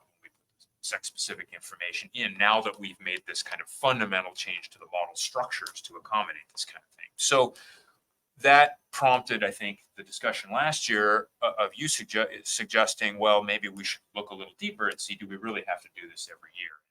When we first started collecting this information, I had promised Josep that I needed at least 5 years of data to anchor things in, so the assessment was sort of anchored in on this new data set, and then we could talk about whether this had to get done every year. So I went through a process this year of sequentially replacing past years with sexes aggregated age composition data and comparing the results of the assessment, both in terms of spawning biomass and spawning potential ratio. So a measure of the absolute size of the stock and a measure of the fishing intensity, and looking at both the point estimates and the variance estimates coming out of the ensemble of 4 models. So effectively, for the quantities that are feeding right into our management calculations, how sensitive are they to having the terminal year be aggregated data, or the terminal 2 years, or the terminal 3 years? And obviously, since we only have 5 years of data, I can't mix and match and go back for a huge time series. But this allows us to see, okay, what if we were to skip 1 or 2 or 3 years at the end of the time series? How much would this likely change both our point estimates and our estimates of uncertainty? And so these are the results. What I'm showing you here is, so this is as if we had done the, or this is if we had sex ratio information through 2020, sex ratio information through 2019, or sex ratio information through 2018. So this is the equivalent of if we had skipped a year, 2021, skipped 2021, or skipped 2 years, 2020 and 2021, or 3 years. And what I'm showing you on here is the difference from the estimate from last year's stock assessment. So I took last year's stock assessment results as a baseline, and I compared the spawning biomass point estimates, which is the dark blue, the spawning biomass credible interval, which is the light blue, the point estimates for spawning potential ratio, and the credible interval for spawning potential ratio, to see how sensitive each of those was to missing this sex-specific information at the end of the time series. And as you can see, based on the scale here, this is -7 to +7%. Overall, not very sensitive to missing a couple of years of data. The big change was in restructuring the models, and now adding one more year of sex-specific information isn't having a huge effect on the results, even for a couple of years of lag. There is a tendency, these orange bars are the credible interval for fishing intensity, and you can see that as we remove the sex-specific information, we tended to underestimate the uncertainty over the last 3 years, although it was not monotonic. So kind of hard to say, draw much conclusion there. And honestly, given how wide these intervals are, roughly 5 or 6% change is not huge. Can you remind us whether those intervals are used in any of the management procedures? Yeah, they are used directly when we calculate the decision table, because we're calculating the probability that we drop below a reference point, or the probability that our fishing intensity exceeds our target. And so in that case, the uncertainty estimates are directly presented to the managers. Not surprisingly, they tend to focus on the point estimates of things. But they certainly do evaluate the tail probabilities. This particular policy may lead to a 25 versus a 45% chance of further stock decline or dipping below a reference point. And they do notice that, and that is part of the discussion at the annual meeting. So I do think that we have, over the last decade, we actually have successfully integrated at least some concept of uncertainty into their decision-making process. Might not be perfect, but more so than I think you'd see in many fisheries management decision-making processes, which are very much focused on point estimates. Sorry, I keep trying to use my laptop. I'm just going to close it so I don't use the keyboard. Stick to the screen. How many simulations do you do to determine those decision table probabilities? So we bootstrap from the asymptotic estimates of variance that come out of the 4 models. And to make nice, smooth table probabilities, I do generally, I think I'm running 4 or 5 million draws for each model, so that everything's smooth. Because often, if I create a table and it says there's a 4% chance of dipping below this reference point, I want to be able to recreate that table under a different set of models and get the same. I don't want it to turn into 6% just because I reran the simulations.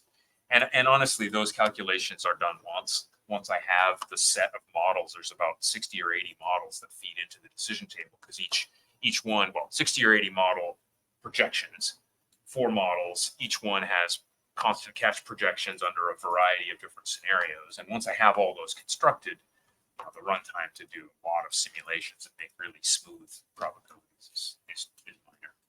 It's a couple of minutes to run the whole thing. So the only caveat here, and the reason why I don't recommend we necessarily jump right into a pause on our genetic analysis, is that we saw a pretty big shift in 2022 from older cohorts to younger cohorts. It's the first time in about a decade that we've seen a big shift in the most common year class in the fishery. The fishery shifted from the 2005 year class to the 2012 year class. And there was a big long gap in recruitment, which has affected our trends in the last few years. And this 2022 was the first year that the fishery stepped across that gap, where the most numerous age class in the fishery catch changed from the 2005 year class, which we've been tracking right up the diagonal in the age comps, to 2013. This was expected, but what it means is that we would expect quite a different sex ratio. The younger the fish, and I showed you a few plots last year where I looked at the age related to the sex ratio. The younger the fish are, the higher the ratio female, because the females grow faster than males. And so the females are hitting the minimum size limit and being selected by the gear at younger ages than the males. So the younger the average age in the catch, the higher the sex ratio generally. But that said, this is the years that I've provided here, the sex ratio wasn't changing that much. And now we're expecting, based on the change in the average age in the catch, we're expecting a bigger change this year than in these last 3 years. So I don't really have any way to quantify that until August of this year. So I should be able to show you this and sort of update this information in the fall once I've got the 2022 sex ratio. So I think my recommendation right now, well, the long-term recommendation is we already have port samplers in place. It makes sense to continue to collect tissue samples because they're going to be valuable for a variety of things, but we don't necessarily have to analyze them on an annual basis. And if we get a year when something strange happens and we have the fin clips available, we can always go back and do the genetic assay on them, even if we don't do them real time. So I think that's good insurance. But for the moment, I think we should be effectively on pause, at least until we see the 2022 data to see where we stand before we make a final decision on this. That's my recommendation. What is the motivating factor? Is it genetic assay time, cost? Why would you skip? Well, I mean, I think the motivation for the recommendation that you guys made last year was that, I mean, at some level, all of our activities are trading off against something, and that we should just be constantly evaluating this sort of thing to see how much is necessary. So I don't know that we don't have a specific trade-off identified. Like, if we could not do this, we could do this. But you know, over the long term, there's certainly those kinds of trade-offs there. My take on this is that this seems promising to be able to skip some years, but I'd also like to hear that benefit side of things. You know, just how much would that free up of your resources? Things you could do with those resources if you skip 2 years? Yeah, obviously this takes a considerable amount of time of the laboratory technician, who's a dedicated person in the lab. So right now we're sexing all the aged commercial samples.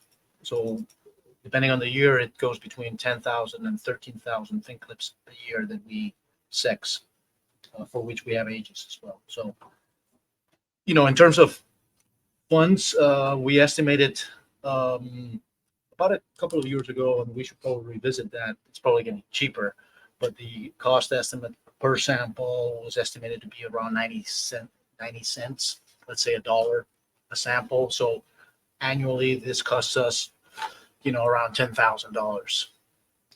Plus technician time. Plus, yeah, that excludes technician time. Yeah. So percentage wise, it's a percentage of the budget of your group. In terms of time, Technician, like, I would anticipate that this would take approximately 30% of her time. It's a considerable amount of time. It's prepping the fin clips. It's extracting the DNA. It's running the assays. It is considerable, but this is part of her duties. You know, in that position is supporting all other projects. If this were to move in subsequent years to, you know, every 2 years or every 3 years, she could actually potentially invest more time in other projects that we may have on the pipeline. But so far, it is manageable, and you know, her time is is organized that way so that she invests a little bit of time. And we usually have, the IPHC intern, the summer intern who's here right now, and we also have volunteers helping her out with the preparation of the fin clips. So she has external help as well.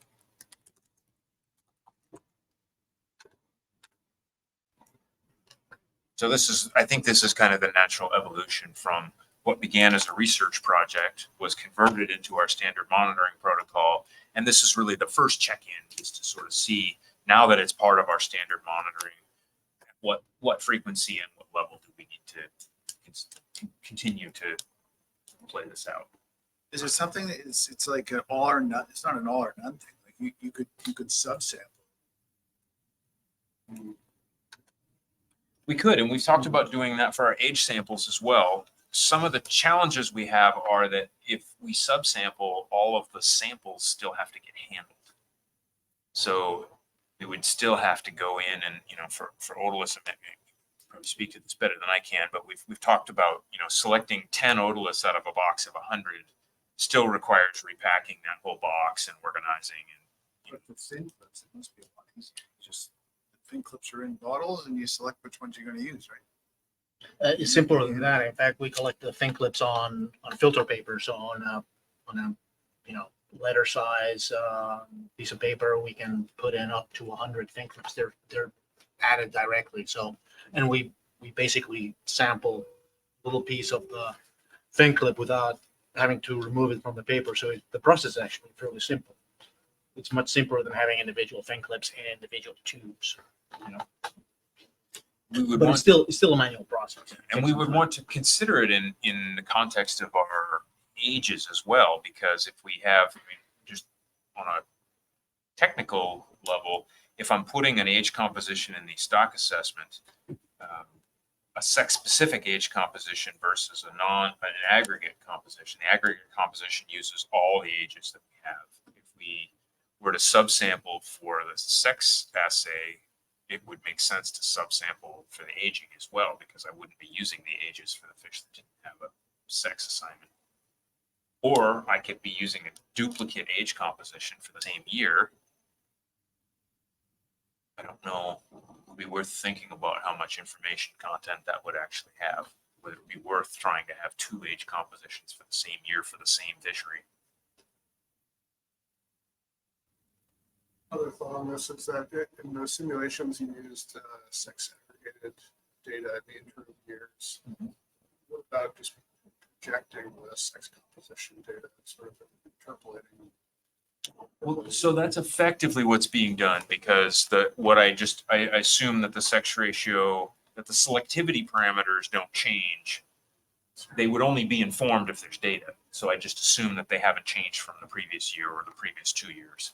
And I think under periods when the stock's not changing rapidly, that's probably not a bad assumption.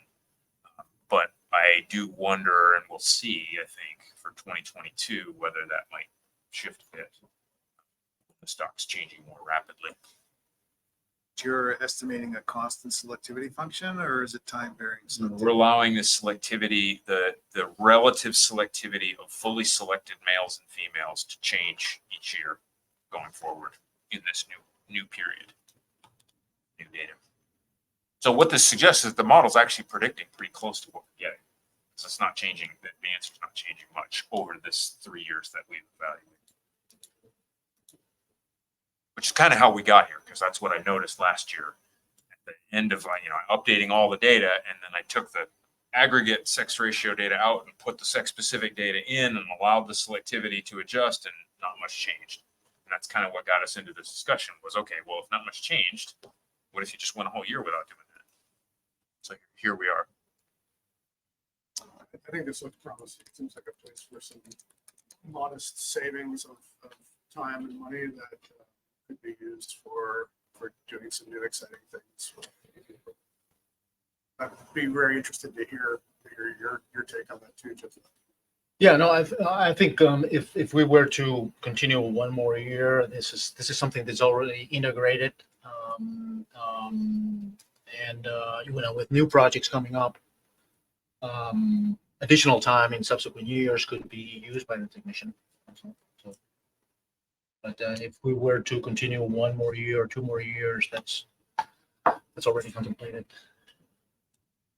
Yeah, the danger is that with catch rates having gone down last year more than people were anticipating, even though we warned them we were anticipating a stock decline, it's always a little bit scary to suggest having less data when the news isn't good than when it's good. If the stock's going up, it's really easy to suggest something like this. So pragmatically, that's also the position we find ourselves in. I agree, but the simulation results suggest that this is not going to make or break that. And I think that's the case, yeah. And like I say, in September, I'll be able to give you an update on this, extend this 1 more year, and show the effect of the 2022 sex ratio data, which we should have in time to process and include for September. I think that'll be an interesting test because, like I said, that'll be the biggest expected change in age composition that we've seen in the last 5 or 6 years. Continually impressed by how fast the workflows are here in terms of collecting, processing, and integrating into stock assessment the new data. I'm used to assessments that are still working on materials that are a few years old at this point, so that's really neat. It's a double-edged sword. It is very exciting to work in a stock assessment where we effectively have real-time data, but people have come to expect that. And so there's this expectation that we will have this year's survey data and this year's fishery data and survey ages, fishery ages, and everything else updated for this year's stock assessment. It is one of the few around that everything is fully current. Well, it was interesting. Joseph and Andy and I were looking at some of the data and those age class shifts.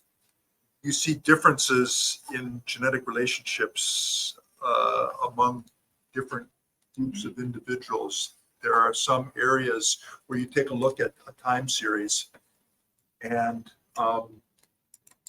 you see the PCA ordination of reflecting the genetic relatedness among individuals. You see different patterns. You see individuals occupying different places in the PCA space. Then you have and in those situations, you have very differences in age structure, huge differences in age structure. In areas where you see no change from year to year, you see no change really in the age structure, which basically suggests that the heterogeneity you're seeing within the region is being driven demographically and is being reflected in these cohorts, which are recruiting to the gear,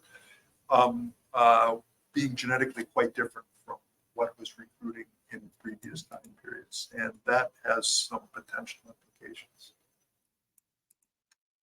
Yeah, that's a good point. I mean, so if we skip years with the sex determination, are we also losing other kinds of information? Skipped years, for example, about stock structure. Well, the samples, as Ian was saying, the samples are still going to be collected, so we can go back and revisit those years that we don't have data for. But in terms of the stock structure that Andy will present most likely tomorrow, not sure if that's going to make a huge difference right now. These are parallel analyses, so the genetic assay is a separate run. Yeah. We can do both or one or the other. And as Andy will indicate, the stock structure analysis is based exclusively on samples that are collected during spawning time. Most of the commercial landings are not from spawning groups. So those aren't the ones you're looking for that. No, we're not using yet commercial samples in our genetic analysis. We're only using winter spawning samples from winter spawning groups. I have no doubt that 20 years from now, someone's going to look back and say, I'm sure glad they started collecting fin clips on all the fish in the catch. What a great plan that was. What a gold mine this is. Unlike most of the modeling which will be completely forgotten by then. So speaking of that, the otoliths, how far those go back? We have otoliths back to the 1920s. Now, they're All the way. suitable for genetic analysis, or No, that's something that we explored, and I think Kim was one of the instigators some years ago about the possibility of extracting DNA from otoliths. We did a few tries. We were unsuccessful on getting, our otoliths are unfortunately fairly clean. We could not get any detectable DNA out of those clean preserved otoliths. So we couldn't find any genetic materials to work with.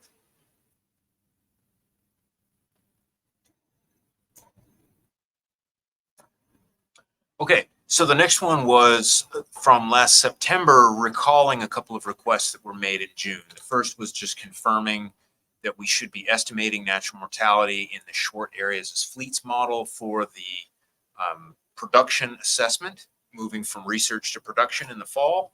And the second one was updating the very preliminary analysis that I presented last June on marine mammal depredation and suggesting a couple paths forward there. And so I'll give you updates on both of these separately. The first was we did estimate natural mortality in the areas as fleets short model. And so this figure compares the estimates for females and males across a variety of model runs. On the left is the final stock assessment with all the data, which was after the September SRB meeting. The next column is the preliminary 2022 assessment, which is what you saw in June and then again in September. So the first check was, did things change much when we put another year's data in? And the answer was no.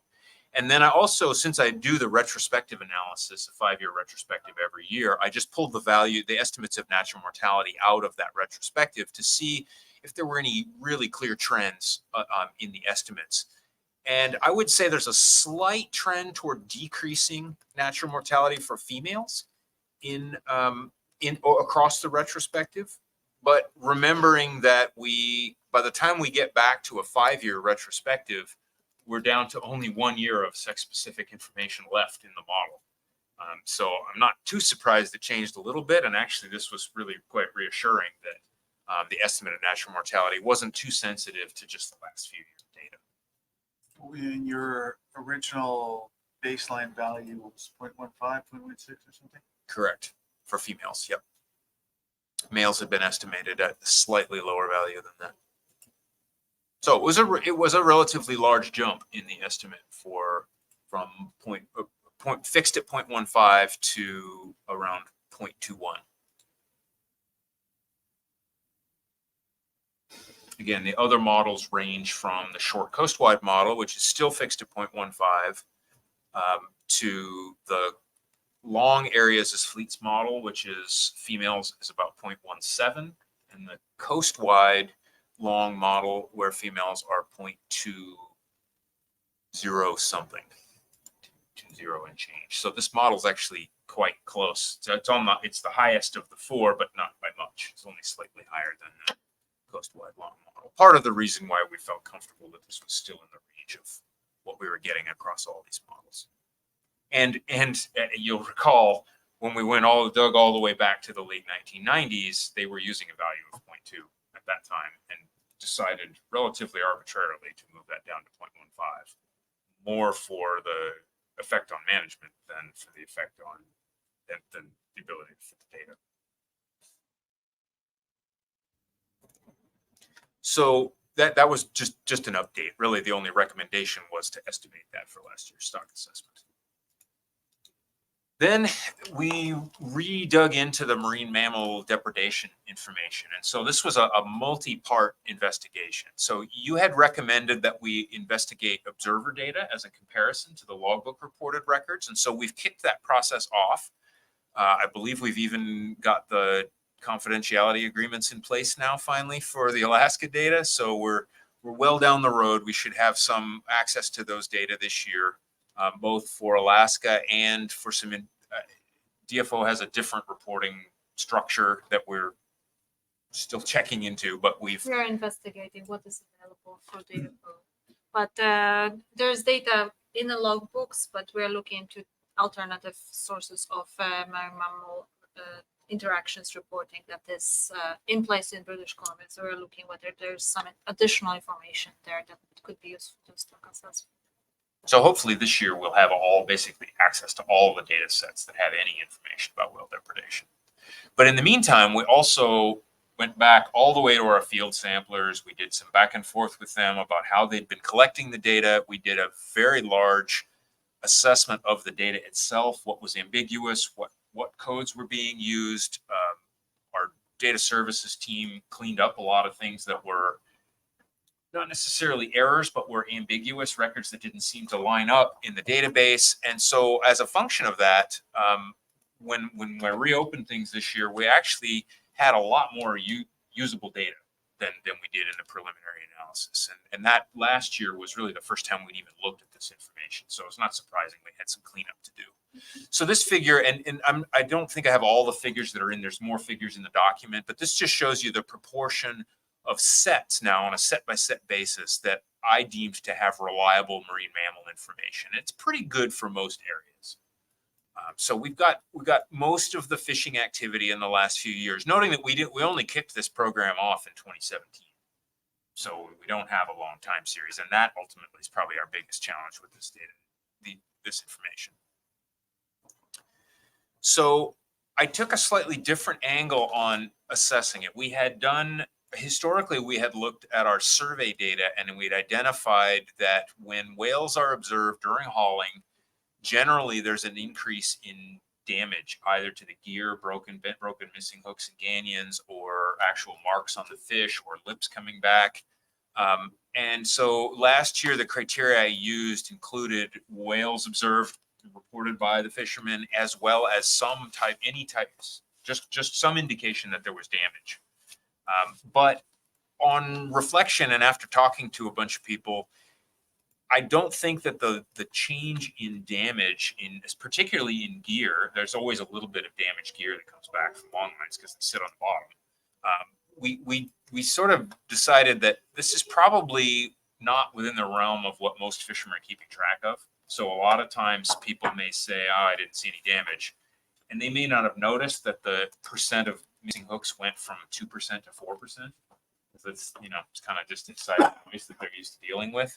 And so we relaxed that requirement. And basically, so this analysis, and the reason I'm calling this kind of a worst case, is I included any record where they reported either sperm whales or orca whales during the hauling process of the set. So this may include some sets where the whales were present but not actively depredating. When I used a filter that required some type of observed damage, the proportions went down so much that it no longer seemed plausible.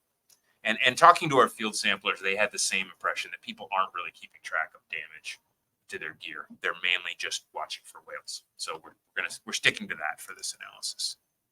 Can you remind me that the FIS is not a good source of information about this? I remember that from last Yeah, it's a great source of information about how much of the catch gets eaten when the whales are there, but the FIS fishing behavior is very different than the commercial fishery. So we set generally short pieces of gear and we fish them for a relatively short duration, and we actively tell our skippers to take evasive action. If whales show up, they may buoy off the set and come back later and see if they can lose the whales. They may, because we're fishing on a 10 nautical mile grid, we don't have a lot of gear in one area, where fishermen will often make multiple sets, in a relatively small area. And so if the whales get on them, they're on for multiple sets in a day. So we don't think that the encounter rate is a good proxy for the fishery. But when the whales do show up, the amount of fish that they eat probably is a good proxy. And as you'll see, we used that information that Ray actually did some runs with the geostatistical model to estimate with and without a whale coefficient what fraction of the catch we were getting back. And we've used those to piece together an estimate here, using the consumption rate from the survey, but the encounter rate from the fishery, if that makes sense. Yeah, I remember we talked about that last year. So the other thing that we did is when I previously looked at this information, being the first time through, I didn't really look at the fishing characteristics much. And as I did some data exploration, we noticed some pretty big differences in the depredation rates between sets targeting halibut and sets targeting multiple species. So we don't record information from every kind of fishing.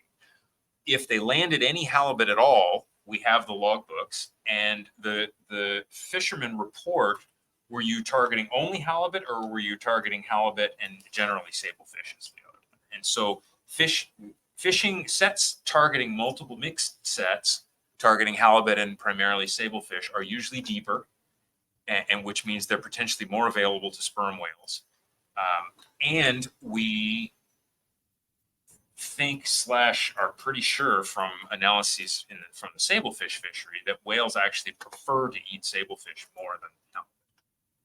Not surprisingly, from an energetics budget, you've got Snickers bars and you've got, maybe graham crackers. So one of the things, as I did some data exploration, I realized that the encounter rates were differing between these two kinds of sets. So I partitioned the whole thing into sets targeting halibut and sets targeting mixed, generally sablefish and halibut together. And so this figure just shows you that most of the landings that we're getting of halibut are coming from halibut target sets. So when you see a higher rate for mixed target sets, that doesn't necessarily get equally applied. So I'm also stratifying as I work these estimates back. I'm applying the appropriate rates to the appropriate targets. So this is different than I did last time. So here are the depredation rates. So this is the proportion of halibut sets with orca depredation reported, and the proportion of mixed sets with orca depredation. And it varies by regulatory area. And for orcas, there's not a clear difference between mixed target and halibut sets, which I guess kind of makes sense because the orcas tend to operate across much broader depth zone. John. But this isn't depredation. This is just encounter rate. At this point, this is just encounter. This is a fisherman said, I saw whales depredating on my gear while I was hauling. Sorry, I saw whales while I was hauling. We don't ask them to try and determine whether they were depredating or not, because what we've found is that they may not be a great judge of that. And particularly for sperm whales, they can be some distance from the boat and still depredating. So I guess the one thing I want to call out here, a couple of these, like I don't even make the axes large enough to see this one because there were almost no mixed target sets in 2022. It's like 2 or 3 sets, and so it's basically irrelevant. The scale is going to be consistent with the figures in the following plot. 4A is really where we're seeing the bulk of the activity. So what we're seeing here is somewhere between 5 and maybe 12, 13% of the sets in 4A are being depredated by orcas. So this is kind of the peak interaction here.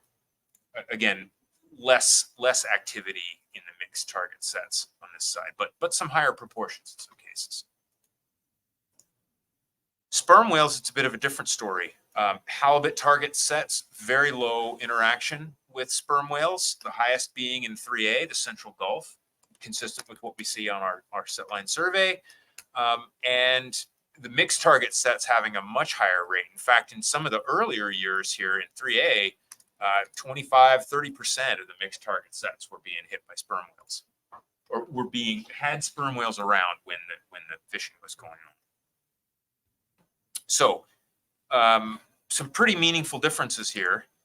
Then, as I mentioned, then I took the depredation rates. So the percent of the catch that was not depredated, estimated from the FIS modeling. So these are out of, and the reason that I'm phrasing it this way is so that you can find these numbers directly in the report that Ray provided you guys a couple of years ago. So the way you interpret this is we get 84% of the catch we would have gotten when orca whales are there in IPHC regulatory area 3A. The biggest hit is in 4A, where we only see 51% of the catch we would have expected to see when orca whales show up in regulatory area 4A. So these are estimated from the FIS modeling. And so I took these consumption rates and applied them to the encounter rates that I've just estimated from the commercial fishery to come up with effectively a back of the envelope estimate of aggregate depredation. So this is adding the two together and summing it up. This is in millions of pounds. So this is 100,000 pounds. This is 150,000 pounds at the top of the axis. And so this is in absolute whale depredation. And this is as a percentage of the landings in each area, just to give you a sense of where we are. And 4A stands out as the highest percentage of sort of the catch that we're dealing with. It's ranging from 2 to 6% of the landed catch is 2 to 6% of the landed catch is the magnitude of whale depredation that we are currently not explicitly modeling in the stock assessment. Combined species. This is killer whales and sperm whales combined for these. So our next steps, I don't know where that came from. Our next steps are to compare to the other data sets that we have inbound.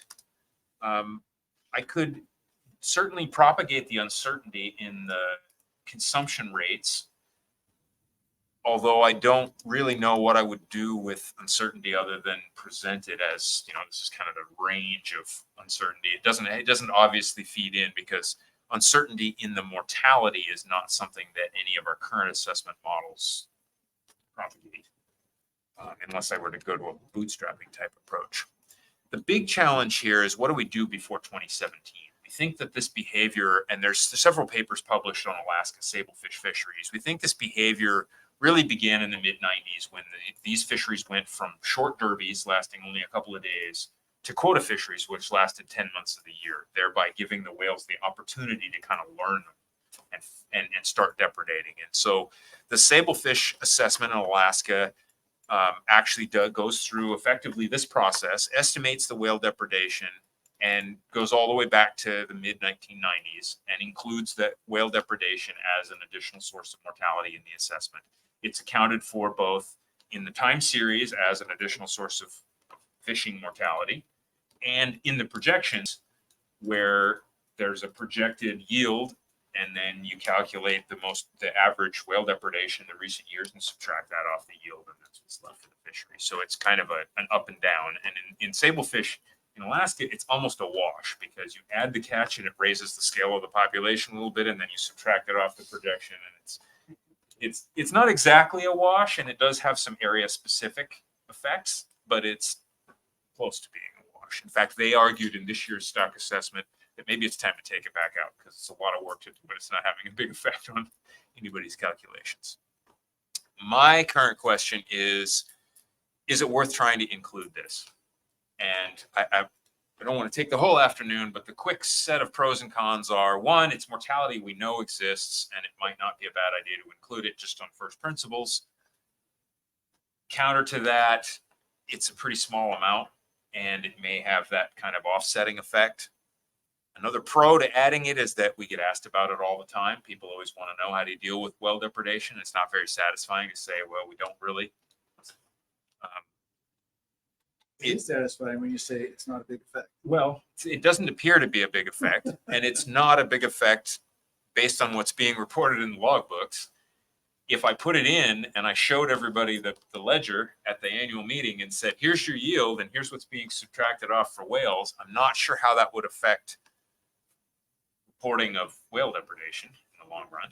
But you're also assuming a worst case scenario here, that every whale that's seen is assuming. So those are at almost at a maximum. There is, based on what's being reported, this is a maximum estimate. To the degree that there may not be full reporting, that some people have told me that they don't like to report whales. They're worried about that for a lot of reasons. And so they don't like to report interactions with whales, period. But yeah, I think this is, as I presented it, this is, if anything, I think slightly high compared to the data we have. It'll be interesting to compare to observer data and also potentially to this other avenue of reporting for DFO, although that is very similar to the logbook information in that it's self-reported. It's just through a different process in DFO. So we don't necessarily have to make a decision at this meeting, but that's the state of this analysis. Is I'm not quite sure whether it's worth including in the assessment or whether it's worth updating again, or whether it's worth just putting on hold for a little while, or exactly how to proceed on this. If you do add a fleet, then you have to decide what the history of the fleet has been, and what the future of the fleet is as well. And so I've got no problem saying, well, next year is probably going to be something like the average of the last couple of years on an area by area basis in terms of encounter rates. But I do have some concern about how to get from 2017 all the way back to 1995. And that cumulative mortality over that period is what's going to adjust the scaling of the recent time series in the assessment. Most stock assessments, if you add unreported catch, it just means the scale of the assessment goes up a little bit to account for what you weren't seeing, because the survey index stays the same. So if the trend is the same and you say, well, we actually took more fish out than we thought, then you have to make the stock a little bit bigger to get the same trend at the end of the day. Trevor Branch has that. Yeah, I guess you're right. Yep. It's It- counterintuitive. Most fishermen think they shouldn't overly report their catch, and actually, if they reported all their catch, the stock size estimate is generally going to be larger. That's why they should try to keep this stuff. Yeah, exactly. So I think there's a sort of middle ground here, which is that you might do this as a one-off in the stock assessment without adding it to all future assessments, just to say like, here we ran those calculations not just to the point you've done here, but actually ran them through the whole assessment, and we kind of bounded uncertainty with a couple of different scenarios for those earlier years. And this is the scale of effects that you see in the relevant assessment outputs. Based on that, we decided that this was either too small or too uncertain to be worth including as a standard part of future assessments. But we did it. We didn't ignore well depredation. We looked at the effect of contaminant assessment, found it was not a big deal, and it's highly uncertain. And if you're curious about it, Be interesting to see what the population trajectory of sperm whales is. So that's That another may change. That's another argument for maybe putting it in now, because if they just continue to go up and up and up and continue to get better at this behavior, barring some work that we're working on to try and eliminate this behavior entirely, and or other new technologies in the fishery, this could get worse. But yeah, I'm definitely interested in that approach. I think I would like to get access to the observer data and update this with that information and see if there's any difference there. And then I think that would be a good start, would be to turn the crank over once, see what it looks like, write that up, and then I guess we can decide whether it's worth going farther down that road or just having that be a periodic check-in. are there longer term surveys or estimates of sperm whale populations, so that you kind of take this short period and say, look, there's some correlation here between the number of observations in the log books of the actual population sizes. We use that to go back in time. Yeah, Sort of so making the assumption that behavior remained constant. couple challenges there. One is we really do think this behavior has evolved since the quota program went into place. And two, I'm not aware that there is a North Pacific sperm whale stock assessment. No, there's a paper in Nature actually on global sperm whale populations. They don't actually have a population defined for the North Pacific. The sablefish assessment just uses observer records, and yeah, actually I have to look. I'm not 100% sure how they get back into the late 90s before there was much observer coverage. I'll have to look at that again. It's interesting to contrast your estimates and rates on a fishery level compared to things like the feedback we get from Central Bering Sea Fishermen's Association or the Greenland turbot fishery that actually became non-functional completely. Like it wasn't just 6% of the fishers were struggling. They actually shut them down for the long run. So those things don't necessarily jive. Absolutely. I mean, Claude's referring to one area that we've had reported to us on the Bering Sea edge where people just don't fish anymore. They don't fish for halibut there anymore. And a parallel fishery for Greenland turbot or Greenland halibut that's effectively gone away because it's just not worth trying to catch on long line anymore. There's so many whales in that area. That's an area of lots of industrial fishing. So there are trawlers in the area that are discarding constantly. There are other longline fisheries. There's just a constant supply of food in that area. The whales are always there. When do you expect to get the observer data? Well, like I said, we've gone through all the Bosch has spearheaded this. We've gone through all the confidentiality agreements and things. I mean, it's observer data, so it takes a little work, but it's effectively in the pipeline. Yeah, it requires some of the additional data sharing agreements, so we are working through that, and it's to vary between areas. So we have one now for we got the access for now for Alaska, and we're looking going into additional areas. So we were helped out by our colleagues in Juneau working on sablefish. They have a table already constructed that has all the fields that you need to evaluate this because they used that particular, they summarized that table for their analysis for sablefish. So we've asked particularly for access just to that so that we can get those same fields that they're using, do a similar thing. So possible we could have this by the fall, but almost certainly we'd have something in hand by next spring. So that's my guess. Seems like maybe one way forward is to just put this on hold and see what the observer data looks like. If that suggests that this is a bigger issue. I think that's probably right. And for the analyses that have been done for sablefish in Alaska, it's showing a similar magnitude of effect. It's showing, the depredation estimates in the 3 to 5% range with the overall mortality limits. But yeah, I think that's probably the way to go here. There is some benefit to be able to say that yes, it's included in the model. It's hard to quantify that benefit, but Yep. having the industry put greater stock in the assessment because it incorporates processes that they're observing on the water. Yep. That's a real benefit, even if it's not something we can simulation test. I agree. And honestly, it's not that hard. I can add another fleet and I can assume that fleet has the same selectivity as the commercial fleet. And then I can add this, whatever our estimates of mortality are. And it's really that simple. It's no additional estimated parameters. It's just another source of mortality. And I'll just assume that it has the same properties as the commercial. I mean, I'd have to make the assumption that the whales aren't preferentially selecting different fish than are being caught in commercial fishery, but that seems like that's a pretty low grade assumption. Okay, moving on to the next meaty topic is, so we had been watching the MACE calculations and noting that this one step ahead predictive skill of these models was perhaps a good way to go for further development of model weighting approaches. And we've been kind of limited here because we can only go back 5 years, given that all the models fundamentally changed with this change to sex-specific fishery data. So I can't just do a 20-year retrospective and really look at how these things would have played out over a long time period.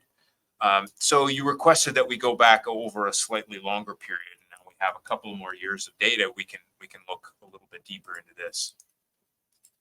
So just to refresh your memory, and this is the same figure I showed you up front, the MACE is capturing the model's skill at predicting the survey index 1 year ahead without using that year's data. So in this case, I have data through 2021. And I'm using the models to predict what the survey index is going to be in 2022. And this is the actual point here in gray. And these are the model predictions, the fit to the time series. And then at the very end, the prediction of the unobserved data point. And there's a couple papers that are referenced in the document on this MACE statistic. So the magic of this logical induction here is that we use stock assessment models to create management advice 1 year in advance. We're always estimating what's going to be available for next year's fishery. The magic is that what we're asserting is that a model that does a good job of predicting the survey index would also be doing a good job at predicting spawning biomass and fishing intensity for the upcoming year, because those are the two things that management's based on. And the survey index, while it has some similarities to spawning biomass, it's not exactly the same thing, and it's not necessarily representing fishing intensity. So the leap in terms of using this type of approach to weight your models, their predictive skill, is that is a good proxy. And I found, since I've been started working on this, I did find this paper, which I thought was an interesting caveat to this. If you haven't looked at it, it's worth a read. This is, and I'm sorry, I found this after I wrote the document, so that's why it's not referenced in the document. This is actually a somewhat contrived example showing that you can have a model that predicts the upcoming data very well, but actually doesn't perform very well for management. And it's basically a case where you've got one model getting the peak of the yield curve in a very different place. And because of a management procedure, the stock never gets away from that peak. And so it predicts every year you're going to be at right about where you are, but the yield is far lower than if you were actually estimating the right yield curve and the stock was allowed to get there. It may be conflating management procedures and assessment model performance a little bit, and it's a bit of a contrived example, but I think for me, it was just a healthy caveat to realize that you can have a model that has good prediction skill that may actually still not be doing exactly what you want it to be doing. So nonetheless, just a quick recap on MACE. So MACE is comparing the prediction this year to the prediction this year based on a naive prediction, which is just last year's data point. So it says, are your models doing better at predicting the upcoming survey than just assuming that the next survey is going to look just like the survey you just had? And the scoring is all done on a scale of 0 to 1. So if you're greater than 1, you're doing worse than just assuming that last year's survey was your best prediction. Now, I took a bit of a shorthand here in the document, but I thought that it was interesting to look at just the raw deviations. So this is the observed value at time t minus the expected value divided by the standard deviation that you observe. So it's the scaled deviation. The shorthand I took here is that for the naive case, it's not really an expected value. It's the observed value from last year. So I'm just saying, okay, for all of these, they're each making a prediction about the upcoming year. And I thought it was useful to look at the raw deviations because you can see how much variability there is in the previous year's prediction. And in fact, I'll go back just to put this in context. Particularly here from 19 to 20, there's basically no change in the index. And so not surprisingly, the naive prediction does very well in 2020. It's almost perfect because there was no change in the index, where all the models actually predicted a slightly larger difference than the previous year. That's the only year in which these models didn't generally beat the naive prediction. So in all the other years, you can see that just the raw deviation, most of these models were predicting closer to the upcoming data point than the naive prediction.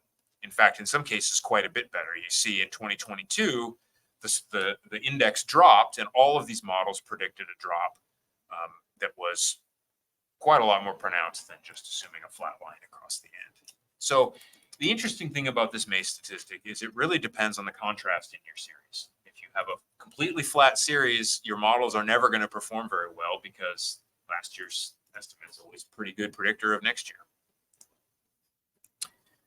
So I think we need to think about this in terms of the naive prediction really setting the baseline for what we're ranking against. Meaning you can have models that are doing very well, but if the baseline, if the naive deviation is effectively 0, they're always going to score fairly poorly. And conversely, if the survey is really noisy, there's a lot of latitude for these models to do a pretty good job at predicting the upcoming trends. Can you say again, what exactly is the sigma t? Is that, and that's the same? That's across the, all- that's the estimate of variance for the observation. So this is coming out of the, coming out of the space-time model. So all of this is, Right. right. So I'm using those two terms, the observed value and the sigma are data-based. And then the expected value is coming from each of the 4 stock assessment models. So the point of all this is to look at model weighting, how you weight those 4 models. Why not use an equally weighted one as the baseline? Rather than, because you're never going to use naive. That's not really relevant to the question. The question is about model weighting. Well, so the basis for this MACE statistic is that you're scoring everything in terms of its fit relative to the previous year's prediction. And there's the papers that develop this MACE statistic. This is used. It's actually used in quite a few fields. Yeah, but maybe the idea is fine, but for your particular problem, you're not really interested in making a prediction from of the point. You want to make a prediction to come up with a weighting scheme for your 4 models. I see what you mean. So you Where take the you're- average skill. Your across the baseline 4. in that case, because Yep. you're going to average these models Yep. somehow, your baseline is 50 is equally weighted. Mhm. So does any other weighting scheme beat equally weighted?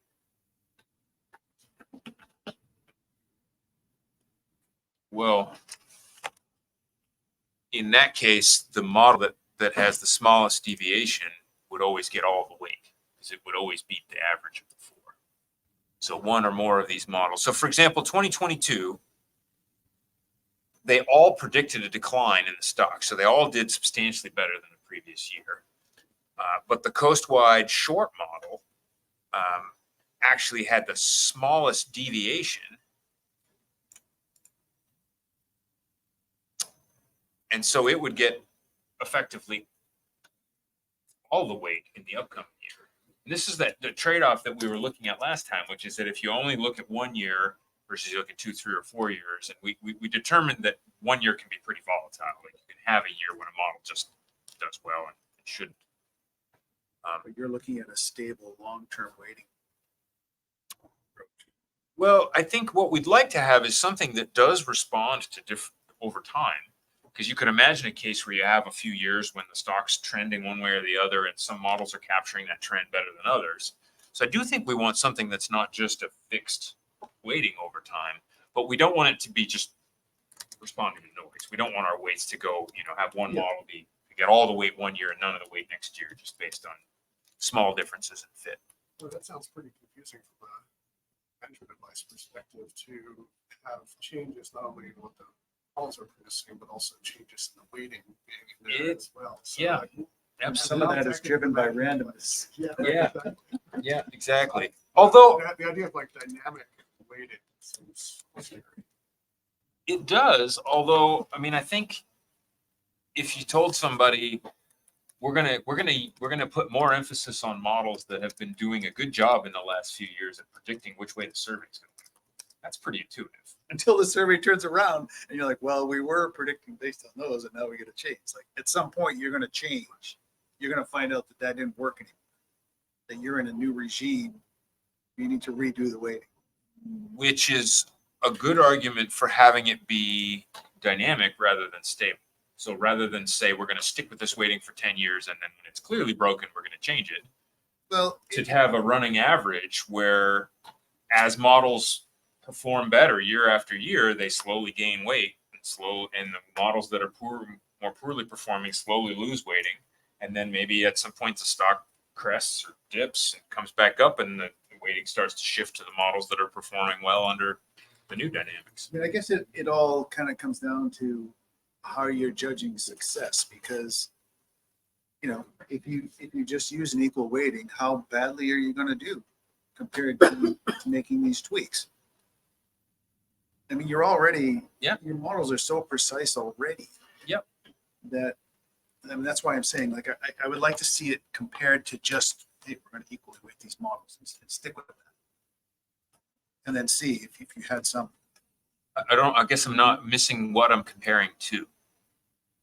So Well, you're currently right now you're using equal weighted ensemble. So right. Can you do?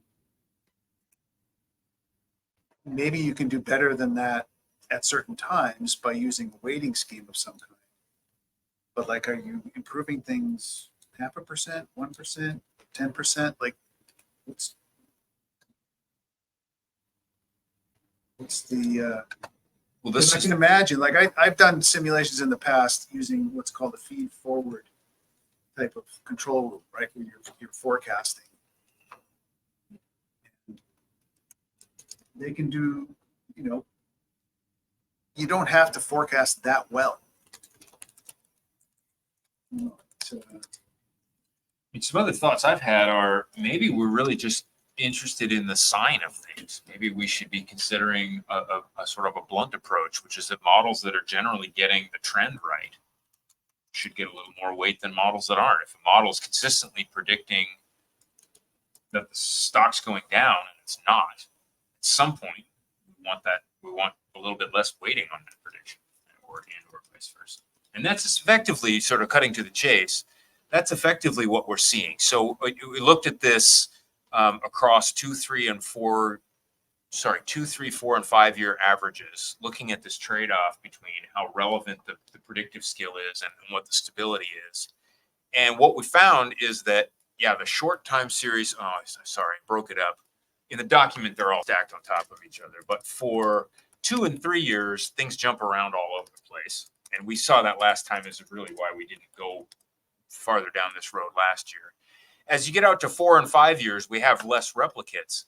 What I'm seeing in all this is that all of this is suggesting that the coast-wide short model is not doing as good a job at predicting the upcoming survey as the other 3 models. And I don't know whether that's at this point grounds to consider reducing the weight on that model. That model generally predicts a declining stock trend across all 5 of these recent years. And that's primarily because it's got a fixed low natural mortality rate relative to the other 3. So, I mean, there's a couple ways this can be used. We could have this be a general guideline that we use to update the weights. It could be at one extreme, it's a dynamic thing where the weights get updated every year based on recent model performance. In the middle would be we update it periodically and say, okay, this model's been not predicting well, or these models have been predicting well, and we want to increase or decrease the weight a little bit. That becomes a little bit subjective. And then at the other end of the spectrum, I guess it's just, this is, if anything, just a guide to give us more emphasis on which models we need to spend more time looking at. If a model is consistently not performing as well as the others. This is, as far as I know, nobody's using MACE as a model weighting tool yet. But it is being used as a more common model diagnostic. And there's a lot of discussion. There's a whole tuna workshop about using a variety of different diagnostic tools as potentially as model weighting methods. I actually think that predictive skill is the most promising of any of those, because all the rest of them have some fundamental flaws. I mean, you can look at retrospective trends, and you can create a model that never moves, that has 0 retrospective trend. It doesn't make it a good performing model. So retrospective trends are not predictive. Exactly. We looked at that in the Northeast. It's just They're not. So, and neither are a lot of the other diagnostics, most of which you have to start worrying about parsimony. One of the nice things about MACE is that you don't have to worry about parsimony. If you over-parameterize your model, it should perform fairly poorly in terms of its predictive skill. And if it's got a lot of parameters, but it's still predicting every year well on the next year's survey, well, that's pretty good. The other thing is that we have a survey that we think is pretty darn good. And so skill in predicting that survey seemed more important for our case than for many fisheries where they may not even have a survey, or it has a really big variance. So I think there are a lot of reasons why this is a pretty promising approach, particularly for halibut. But I don't know. I don't have a proposal at this point for exactly how to move forward. And the only observation I have at this point is that, especially as we get into these longer term averages, the coast-wide short model is not predicting the upcoming survey as well as the other three models for whatever reason. Well, for that reason. It's telling you what you said. You have a pessimistic, and what you said earlier was that somewhat arbitrarily chosen natural mortality rate in there, whereas the other ones you're allowing it to estimate. So does that tell you to downweight this model or to estimate M, or do something about the M? And that is one of our current research priorities, which is to continue to investigate M in this model and see what it's correlated with, whether we can estimate it, but what we can do in this model. Top one coast-wide short is at 0. It's very close to 0. Yeah. I just can't tell between the two. Yeah, sorry. That is the coast-wide short. Very I close to guess 0. my concern about changing the model weighting is somewhat down-weighted when you do a longer averaging period. Yeah. That's a smooth change, and it sort of has the best of both worlds, right? It's responsive to the fact that basically this model hasn't been. It's not making drastic changes that are confusing for the management advice. Right. About whether that change is from something real, yep, or whether it's a change from how you weight them.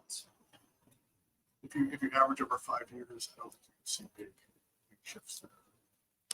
Probably not. I mean, even compared to 2 and 3 years, where these things are changing by 10 or 20 or 30% year to year, the changes at 4 years and 5 years, we don't know what the change of 5 years is yet, but the change of 4 years is getting smaller. And maybe this is something we need to see a couple more years before we make a longer term decision on this sort of thing, whether this is really the way we should be going or not. There is a lot of discussion about how to update weighting in a non-subjective way.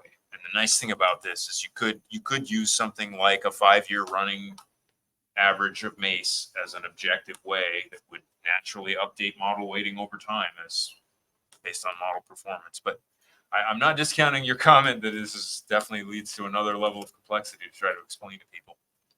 And I mean, it would be good to think about a way to, in the operating model simulations, to see if it's actually worth it. Because I really question whether it's worth having a more precise forecast than what you already have.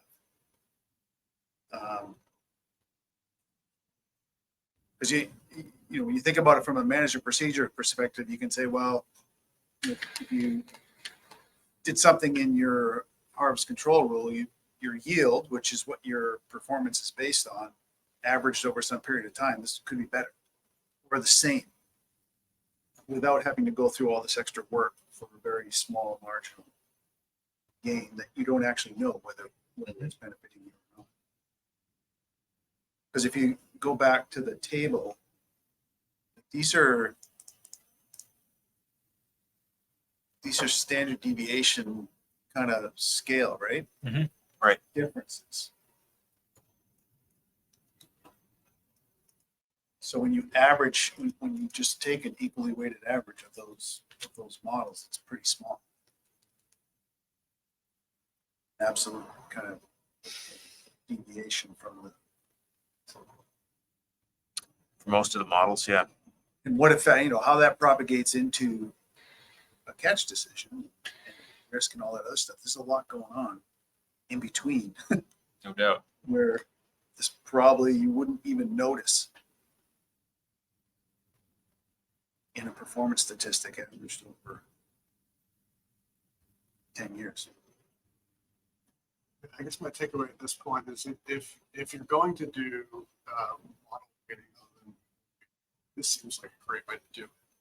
I think there's some real benefits to not getting into that complexity. Just if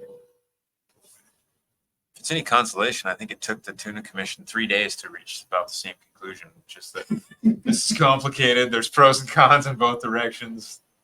equal weighting doesn't look that bad in many cases. Some of these are appealing under certain circumstances. Which are yet to be fully known. Right. And if prediction is your, you know, your holy grail, that do you need to predict perfectly? No. It's a feedback kind of system. It's a long-lived fish. If you underharvest today, you're going to get them tomorrow. True. You overharvest, your harvest controller is going to Yep. compensate. You're going to get them. You know, you're going to. So that's all built in. And that's where these things get. They become fairly small impacts. The other thing looking at this is I don't see any models that I would totally kick out. Each of them, some years seems to do pretty And that's where we've been for the last 8 years, is that we've seen these models doing a little better here and a little better there, but we haven't had strong rationale to kick any of them out completely. We have improved them over time, but haven't made massive changes to them. Oh, that's the update. I don't have a specific recommendation. It's just the response to the continued investigation on this topic. Okay, so this last one was kind of a crossover to our research plan, which was, I think, a good question. Is okay. So we've noted a high priority to look at population structure. What are you going to do if you find it? And in a nutshell, if we had found, or if we find that 4B is likely demographically isolated, I think we are quite prepared to separate it off and do a separate assessment on that area. We've tackled this first through some genetic tools that I think Andy and Josep will talk about down the road here. But our choice really is, how do we treat this one component of the stock? We had several decades of tagging information that seemed to show pretty modest movement among these two areas, and there was an assertion that it was in fact a completely biologically separate area. We actually have now some tagging information showing some crossover back and forth between the two areas, but in terms of our coast-wide assessment of the stock, 4B is not super important. It's about 5% of the biomass. So honestly, we could take it out of the coast-wide assessment. It wouldn't change things much for anybody else. But if we're getting it wrong in 4B, if 4B is demographically isolated, then probably we should be assessing it separately, because its internal dynamics are going to be more important to maximizing yield in that area. So I characterize it into two things. One, we want to make sure we're not losing anything. If we were to if we were to reduce that stock to some critically low level, would there be any danger of losing biological or genetic diversity? I think that's our first question.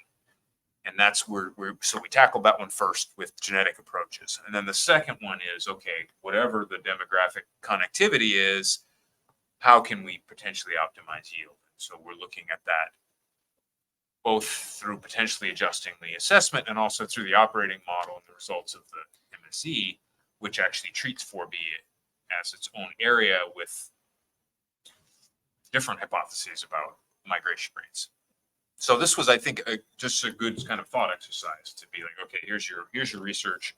What would you do about it under several different outcomes? And is it likely that 4B is just the very edge of the Western stock, though? If that's the case, we have trouble actually accurately modeling its dynamics if most of the dynamics of that population are observed. Question's very much outstanding, I think. Be a better question for Andy, I think, is whether it could be part of the Western stock or not. I actually don't know what our current understanding of that potential is. It's still very preliminary, but it doesn't look like that's going to be the case. It doesn't look like it does not look like that's going to be a case. That 4B is not so far looking genetically different than Central Oceans. That's still very preliminary. So we're not seeing differentiation. in 4B and samples from Russia, or? No, we don't have samples from Russia, but from samples from the western side of the Aleutians. So on either side of Mchichka Pass, what we call Western Aleutian Islands versus Central, which is at the very end of the Aleutian Peninsula. The dynamics can still be pretty independent.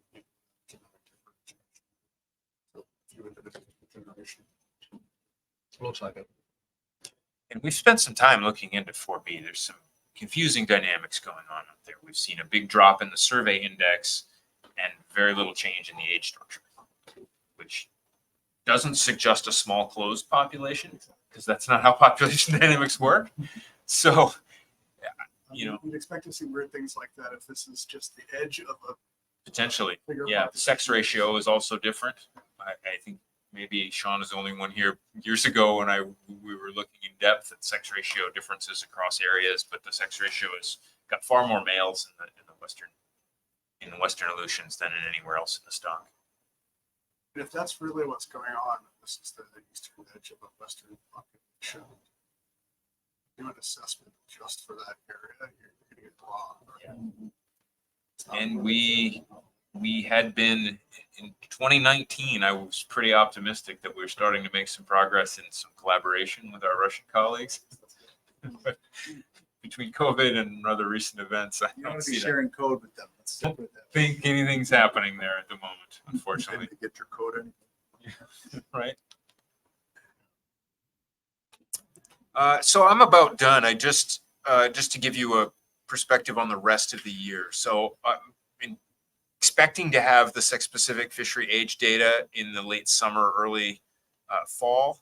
I'll be able to respond in September to any requests you have for follow-ups on these topics or other topics that come up at this meeting. And then after the September SRB meeting, just to remind you, I don't generally make any changes to the model structures. I'm just adding data at that point and moving forward into the management process.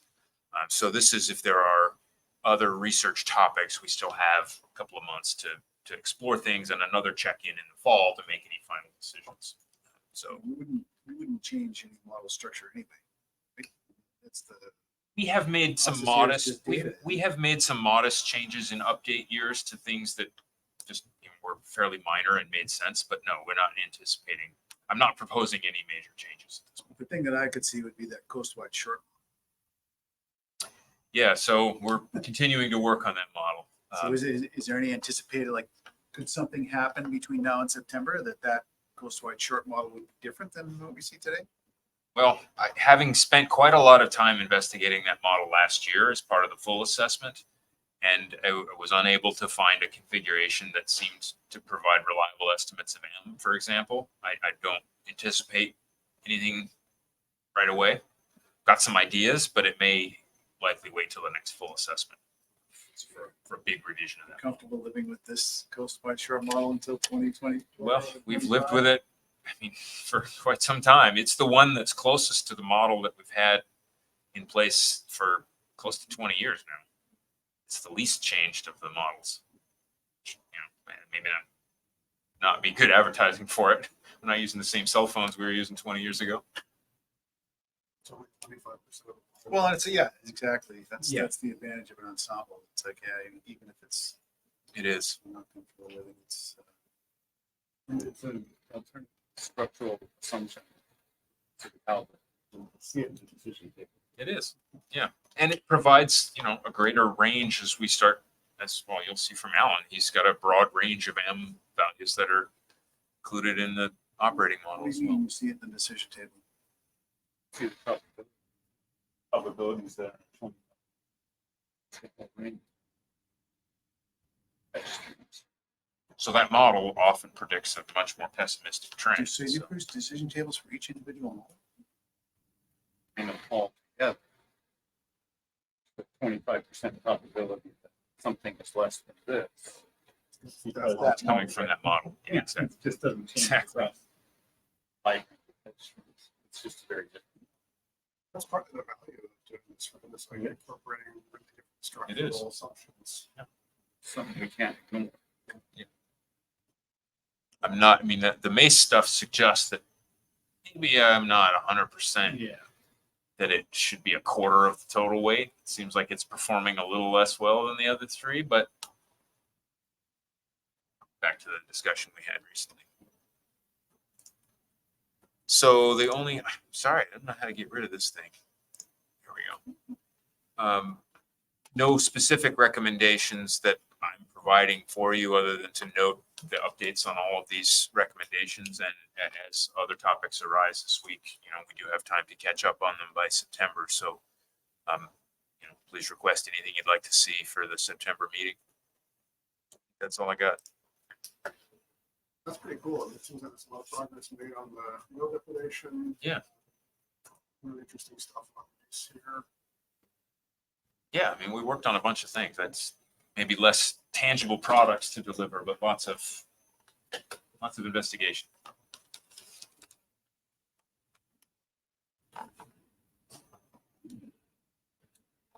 Thank you for that. Next down. Yeah, yes. Is that it? That's all we're going to hear from you? That's all you got from me. So question. So we have all of tomorrow and the next day. It's 3:40. You're going to draft from 4 to 5. Do you prefer to break now and go through that drafting and then tackle MSC in the morning? Or do you want to jump in and do, how long would your presentation take? It's like 26 slides or pillars in there, but it's broken up into real discrete sections as well. I have discrete, sort of like Dean's was very separate topics. If you wanted to start it, we could easily, really up whether you wanted the whole presentation of everything or Yes, so you do have 2 more full days, just so you know. What's that? You do have 2 full days available to you. 2 more full days. Can you have a draft going? Just email it to you.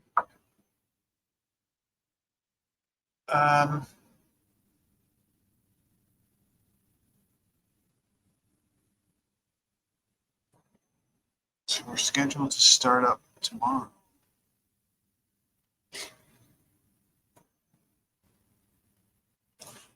So we don't have a drafting session in the morning.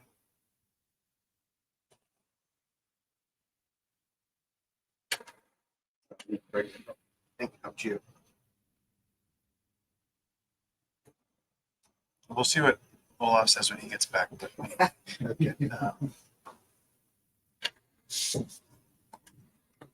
I mean, so far, I think some of the things are going to be fairly quick, but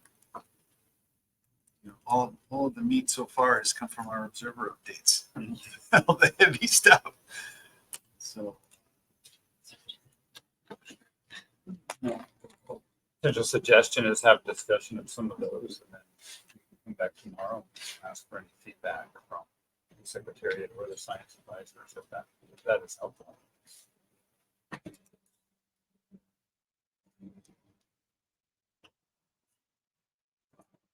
Although, a lot of it was discussing issues around the survey and the survey, so that'll probably come up. We should save that to monitoring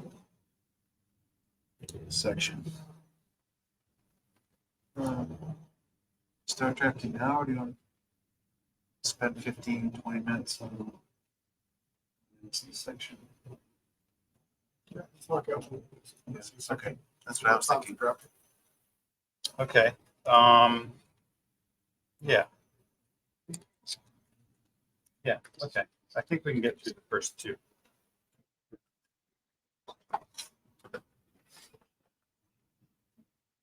All right. Okay.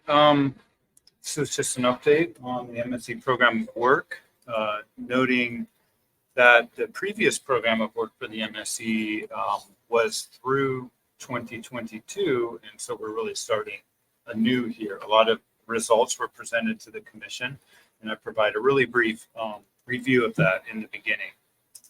What those results were. So there's 5 different sections here. I think the rest of the afternoon we can probably get through the first 2 sections. And then we'll stop there and see where we're at.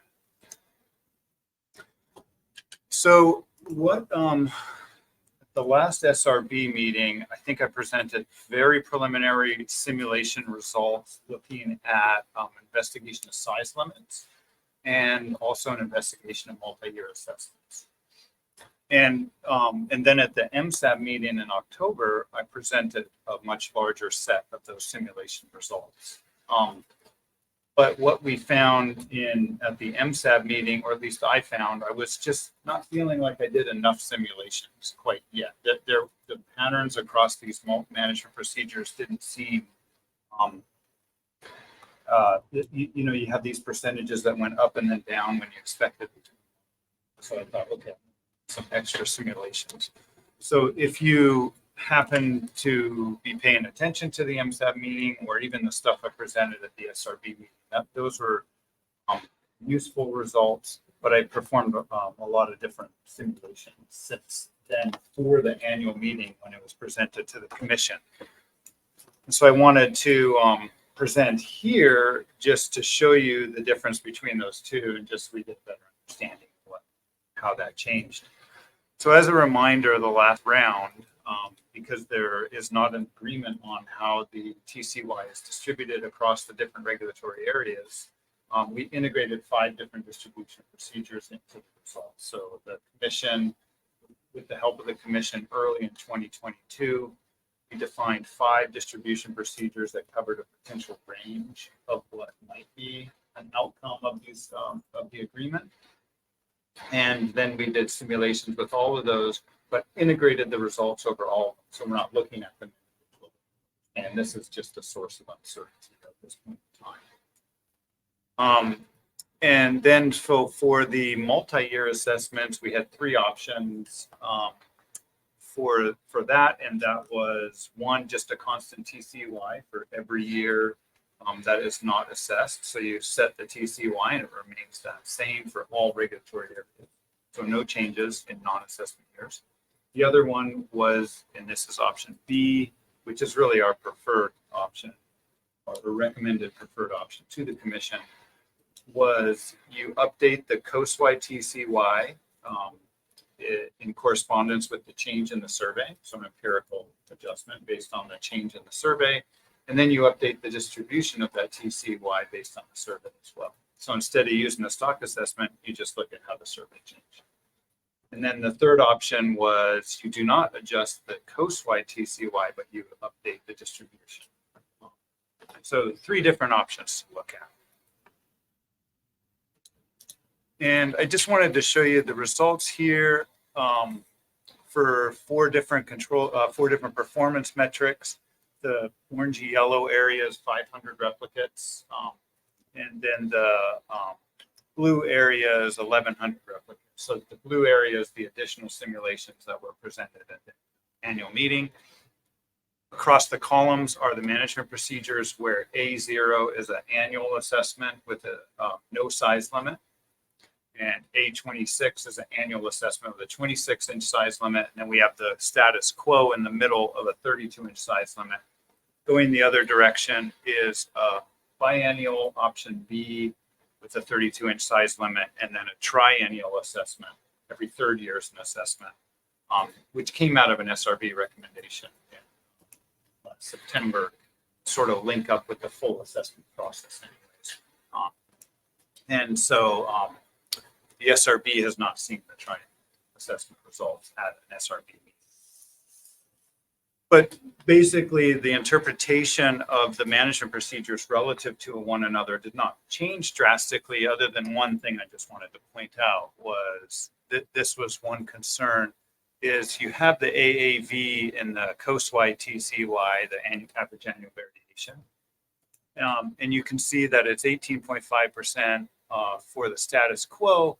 As you went to a biennial, it slightly increased, and as you went to a triennial, it decreased. And we didn't really expect it to increase going into a biennial process. This survey is really good. It has a small CV, as we discussed earlier. And so with the extra simulations, you see that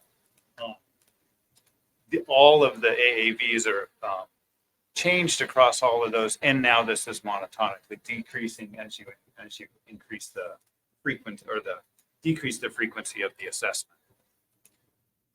Another change that's not shown here is other performance metrics were similar, but another change was the long-term TCY, which we do not report here.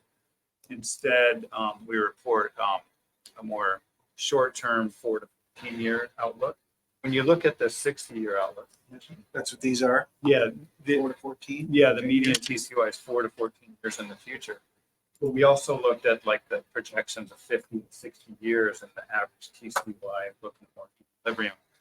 And the average TCY changed quite a bit from 500 simulations to 1,100 replicates. And what that told us is just in that long term, we hadn't quite covered the entire range. So we're much more comfortable with. And is there a bigger separation between procedures? Not really. There's not much of a bigger separation. It's just all the scale just slightly changed. And I looked at it and there was still a pattern. Those first 500 replicates tended to predict the smaller TCY and then there was smaller. You just didn't quite have it. So the 1,100 replicates were presented to the commission for their decision-making process, but this was really for the MSAB to see the change from what they had seen in October. And this was all just an amount. Didn't have enough time to do 1,100 replicates for all these, many more management procedures that are shown here for the MSAB. And then we really focused it down. So I think it was actually a good, useful way to use the process of the MSAB helping us winnow down. And I really want to get simulations in front of the SRB to help winnow down and focus the management procedures as well. So we can really ensure that we do simulations for those. So that's really it for that. It's just making everybody aware that progressed. Are there criteria with, so I noticed you have the pass Yeah. on one of them. I assume the other ones are not passing? They're Well, not? we'll talk about that when we talk about objectives. And we'll update we'll update the second objective to have a pass fail. But there was a long discussion with the MSAB about whether they wanted that number for the probability that relative spawning biomass is less than 36%. Some wanted the actual number, some wanted just a pass fail. Compromise was achieved. But we can talk about that when we get to the objectives. That's one thing. The nice thing about this table is it's nice. It's not super crowded. Yeah. It's concise. So you could add a column there that just gives the criterion. So you could see, okay, because 0.14 and 0.225 are pretty different. Yep. Versus the rest, and it would be interesting to see what the actual threshold criterion is for a fail. Well, it's pretty different, but I noticed once you cut replicates, the difference is small. Yeah. It's forward. So, Yeah. Smaller, yeah. Yeah. The last two rows, and so what was presented to the commission was just the blue part. So it's even now it's pretty small. It still bounces around. Yeah. It goes 18, 16, 4, back up to 19.7s. Yeah. Yeah. And that, So pass means under all circumstances, it falls below 20%. it has that objective in itself, the probability of less than 20% has a tolerance of 5%. So 3-4% of the simulations could be below 20% and still pass. So the commission has defined the measurable objective, meaning there is the relative spawning biomass less than 20% in that time period, and then a tolerance with that as well. And so we'll talk about the probability being less than 36%, the tolerance is 50%. So it wants it to be below half of the time and above half of the time. We'll talk about that. let's just maybe just giving the numbers and letting it red. That's the way I like it. So best done it and define it. What's that? Put an asterisk on it, define it Yeah. as a footnote, because I didn't understand what it meant. Yeah, okay. Yeah, that makes sense. Guess these are 10 years out. It could be that the biennial one just happens to hit something, you know, because they're still going to be influenced by the starting condition. So The probabilities, the first two rows are long. Second two rows are short. Yeah, I know. Yeah, that's an interesting, unless there's some kind of cycle going on. yeah, that's an interesting thought. Well, I mean, like, anytime you have you're holding a TCY constant for a couple of years, you're imposing a lag effect, which is going to have in the average, well, it's going to create a cyclic kind of pattern. The triennial will just be a higher amplitude. Yeah, I feel like I wonder if it's something like that. I feel like I looked into it, but I can't remember at this point in time.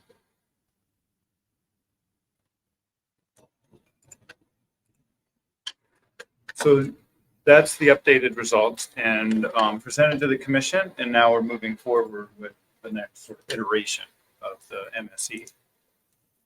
But something we want to walk through one more section of this, looking at high and low PDO. Yeah. So one other sort of interim thing we wanted to look at, and this actually comes from questioning from the MSAB through a number of different MSAB. Many MSAB members have been interested in, well, what would it look like if weighted age was always low? What would it look like if weighted age was always high? And what would it look like under different environmental regimes? So what we wanted to do was look at, well, what is the effect of fishing and the effect of environment? We start separating these two concepts out. So if you remember in the operating model, there's a number of different concepts linked to the PDO regime. So this is the PDO shown in the plot, with green and red being low and high and low regimes respectively, throughout the last over 100 years. And the stock assessment has linked average recruitment to those PDO regimes being just low or high.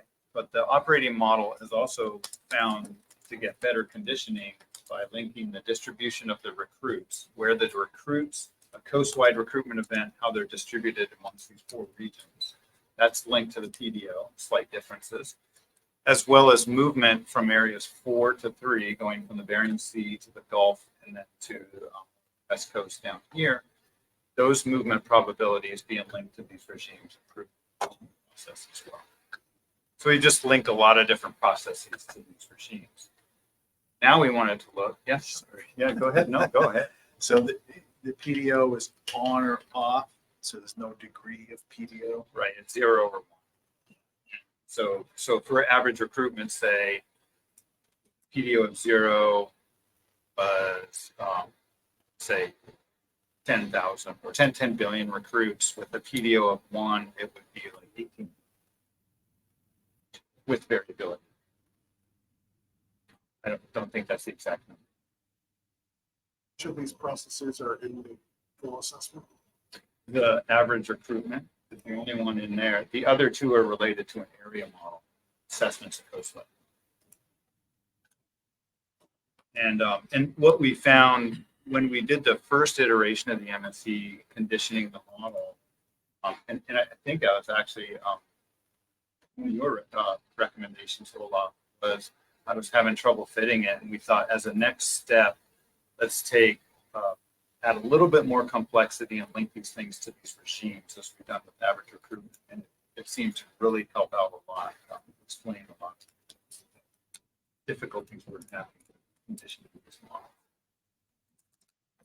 So there's a lot of processes linked to these regimes, and what we wanted to ask is basically 2 questions. One, is the IPHC interim harvest strategy robust to environmental regimes? Like, would an environmental regime, if it's stuck in one for the future, would these the interim harvest strategy really fail? And we did a lot of investigation on this in the past, and we reported this in a document, SRB022. And those were simulations where we looked at high PDO, but also high weighted age, and then low PDO and low weighted age. So we really bracketed that range of uncertainty. I'll review those really briefly in the context of these results agree with those results. But really, the second one was we really wanted to look at how do fishing in an environment affect the distribution of the biomass, the spawning biomass across these 4 regions in the operating. And so we conducted simulations with a persistent low PDO or persistent high PDO. We just set all future PDOs in the projections to 1 or all to 0, and look at the outcomes. So related to that first question, the harvest strategy, and just looking at the status and yield, and so these are different performance metrics from the MSE process with relative spawning biomass, fishery limits, and I called it limits because I presented this stuff at a wider conference. I didn't want to get into TC line stuff like that. And then the limit variability, so the variability in the TCY on the right. And the different colors are both means that we simulated that cyclical PDO as we've done it in the past. And then low is persistently low and high is persistently high. So we see frequency of the sick portions of the PDO regime. It's a cyclical process where on average it switches every 30 years, but it's a random process and that can switch anywhere between 10 and 40 years, typically. And that's based on the history of the PDO, which we really only have observations of regime shifts, right? With 120 years. So what do we know? But this is a way to start looking at that. What if the cycle changes, or what if it doesn't cycle? Or just understanding the effects of it. What you can see is the relative spawning biomass is relatively consistent across those 2 regimes, low and high. And that was what we found in those previous results, is that these relative metrics were less affected by switches in the regimes, by switches in the environmental regimes, as well as the weighted age, is making them relative to and remember, this is a dynamic reference point, so it's relative to dynamic. So it's very stable. What's that? Yeah, exactly. This is on a coastwide basis. That's on a coastwide basis. Correct. I forgot the background. Would you not expect spatial variation across different reporting regions in the effect? Yes, and that's what we'll get to next, is showing exactly what that spatial variation is. But as you can see, those different regimes affect the limits, the TCY, and less so the variability, but a little bit on the variability. And that's very consistent with the results we had previously. So getting at Kim's question, and this is what we really wanted to have a good look at and help understand, is what is the effect on the distribution of the stock across these, or the spawning biomass across these 4 different regions. So in each plot now, and we did some simulations without fishing as well, we have the cyclical process of the PDO, and then the low and the high again. But this is the percent spawning biomass in each region itself. So in saying region 2, without fishing, we have about 25% on average, or biomass is in region 2. When we fish with the cyclical, that drops to down just below 20%. But you can see that the environmental regime has quite a large effect in region 2 on the percent spawning biomass getting there. That makes sense. Model is assuming that the movement rates are affected and the distribution of recruitment is affected by these PDO regimes. Area 2 is at the bottom edge, at the tail end of the migration, so it's more of a sink rather than a source. So of course, it's going to be probably more affected by that. And the spawning biomass distribution is proportional or predictive of recruitment or your expectation of recruitment in these regions? But wouldn't say the spawning biomass is predictive of the recruitment in the way that it's modeled. Recruitment, the distribution of recruitment is modeled as independent of spawning biomass. Spawning biomass affects a coast-wide recruitment event, and then there's just a proportion that's distributed to each of these 4 regions after that. Could you go back to show the different years and whether or not it's positive? Yeah, sure. Yeah, and one thing you'll notice in this is that in the recent years, there may have been some shorter cycles. So one observation really. So your high PDO, that is lower movement from 3 to 2? Is that what's causing Well, 2 to be less? there's 4 operating models in here. They have slightly different assumptions about movement.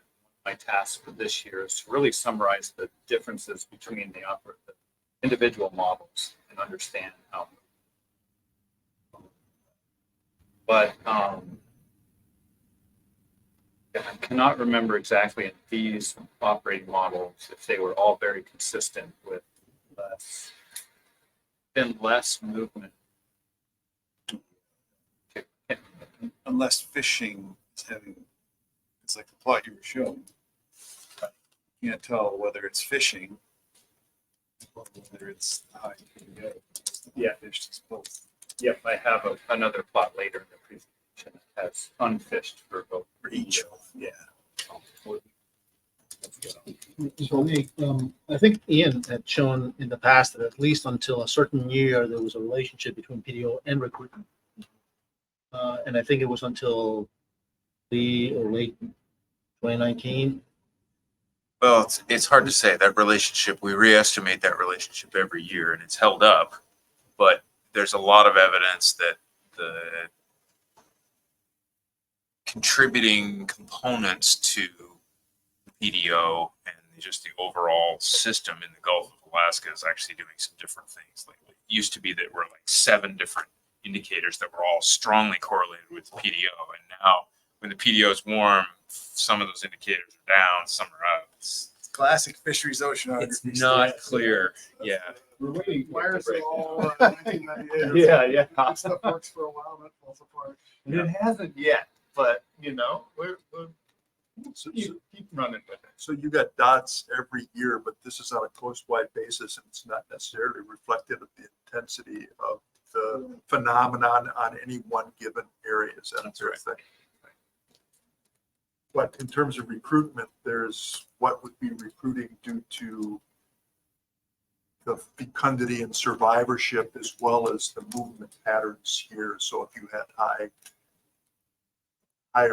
higher realized recruitment Right. in 4 or 3, you'd have movements and you'd have immigration, and the whole system is affected on a coast-wide basis because of the movements that you're assuming as well as the effects on recruitment.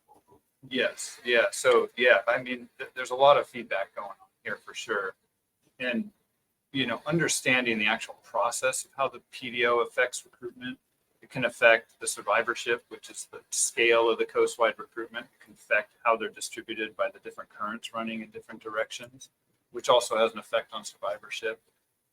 But these operating models are just conditioning to the data, and they have simple movement rates, simple probabilities of putting recruits in different regions. And the more recruits you start in a region with different rates, sort of downstream effects of things. So we just want to look at, without trying to get into too much of the process, what are the end results look like in terms of the distribution? And that's where we ended up with this plot showing the median percent spawning biomass in each region, as well as the variability. I guess I'm trying to formulate something, and I hope Andy shows this slide of the structure for a year in a location. And he has another part of the figure which shows the relative strength of the year classes represented in the samples that he has. Okay.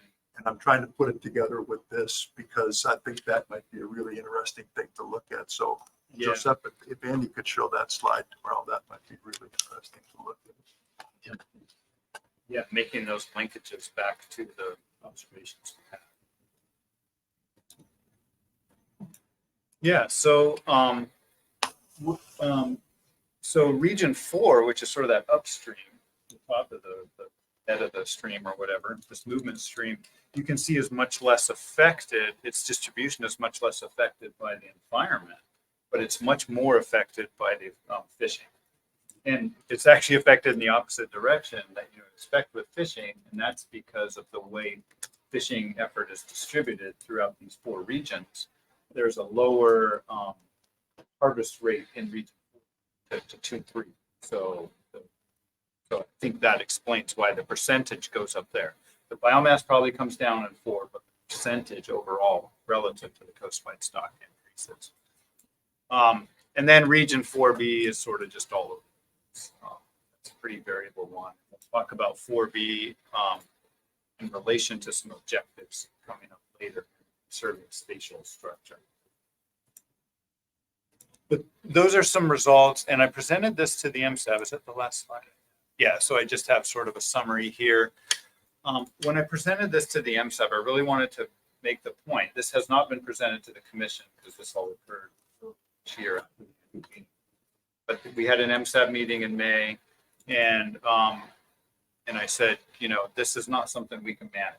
We cannot say let's have a good deal all the time. But it helps us understand the effects of fishing and where we can get to with these different management procedures. And the MSAB loved it. They were really excited about this. They want to create some outreach materials to help other stakeholders understand that, hey, look, fishing has an effect, the environment has an effect, and there's it's 2 factors that are under consideration. One we might be able to control, one we can't control. So it was I think really educational for stakeholders to see this kind of stuff, as well as informative to myself and some others in like, okay, yeah, we understanding why we're seeing the results we're seeing with these different performance metrics. One thing we do want to look at going forward is changing the cycle. What happens if the cycle goes from 5 to 20 years instead of 10 to 40 years? Maybe we have evidence of that already.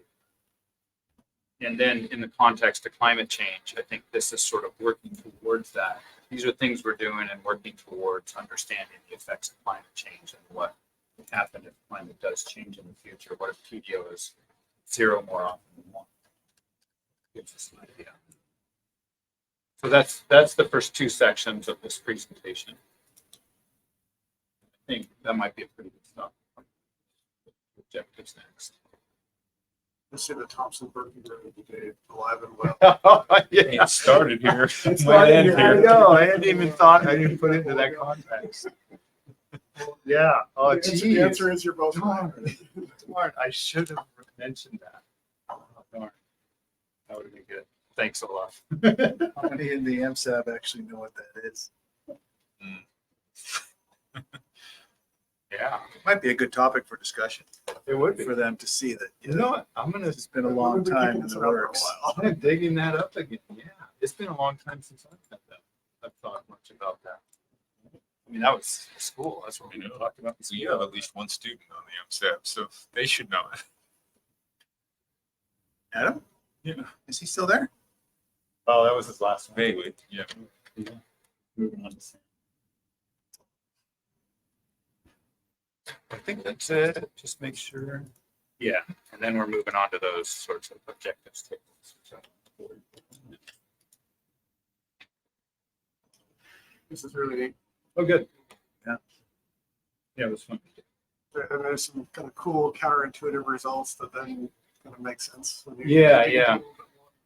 And so we'll talk a little bit about conditioning new operating models relative now that we had a full assessment. But one thing I do want to do with those new models is get a better understanding. Like Kim was saying, it's like, well, how is movement being modeled in here and why, linking that more to our observations and understanding, well, yeah, because these rates are doing this, that's why it's doing that. Having more answers than just saying, here's the start, here's the finish, and filled in the middle. I was pretty excited when the MSAP was really. Make an animation. And they really get Yeah. keyed up. Yep. Yeah, I have lots of time for that. Yeah, you gotta, we have a stats student, co-op student we hired. It's like, what are we gonna make her do? And then we gave her a couple of things. It's like, this will keep her busy for a week. It's like 2 days later. Yeah. Well, is this what you wanted? Yeah. Things we could Yeah. have her work on if you wanted. I mean, they're students nowadays. A lot more skills than they used to have.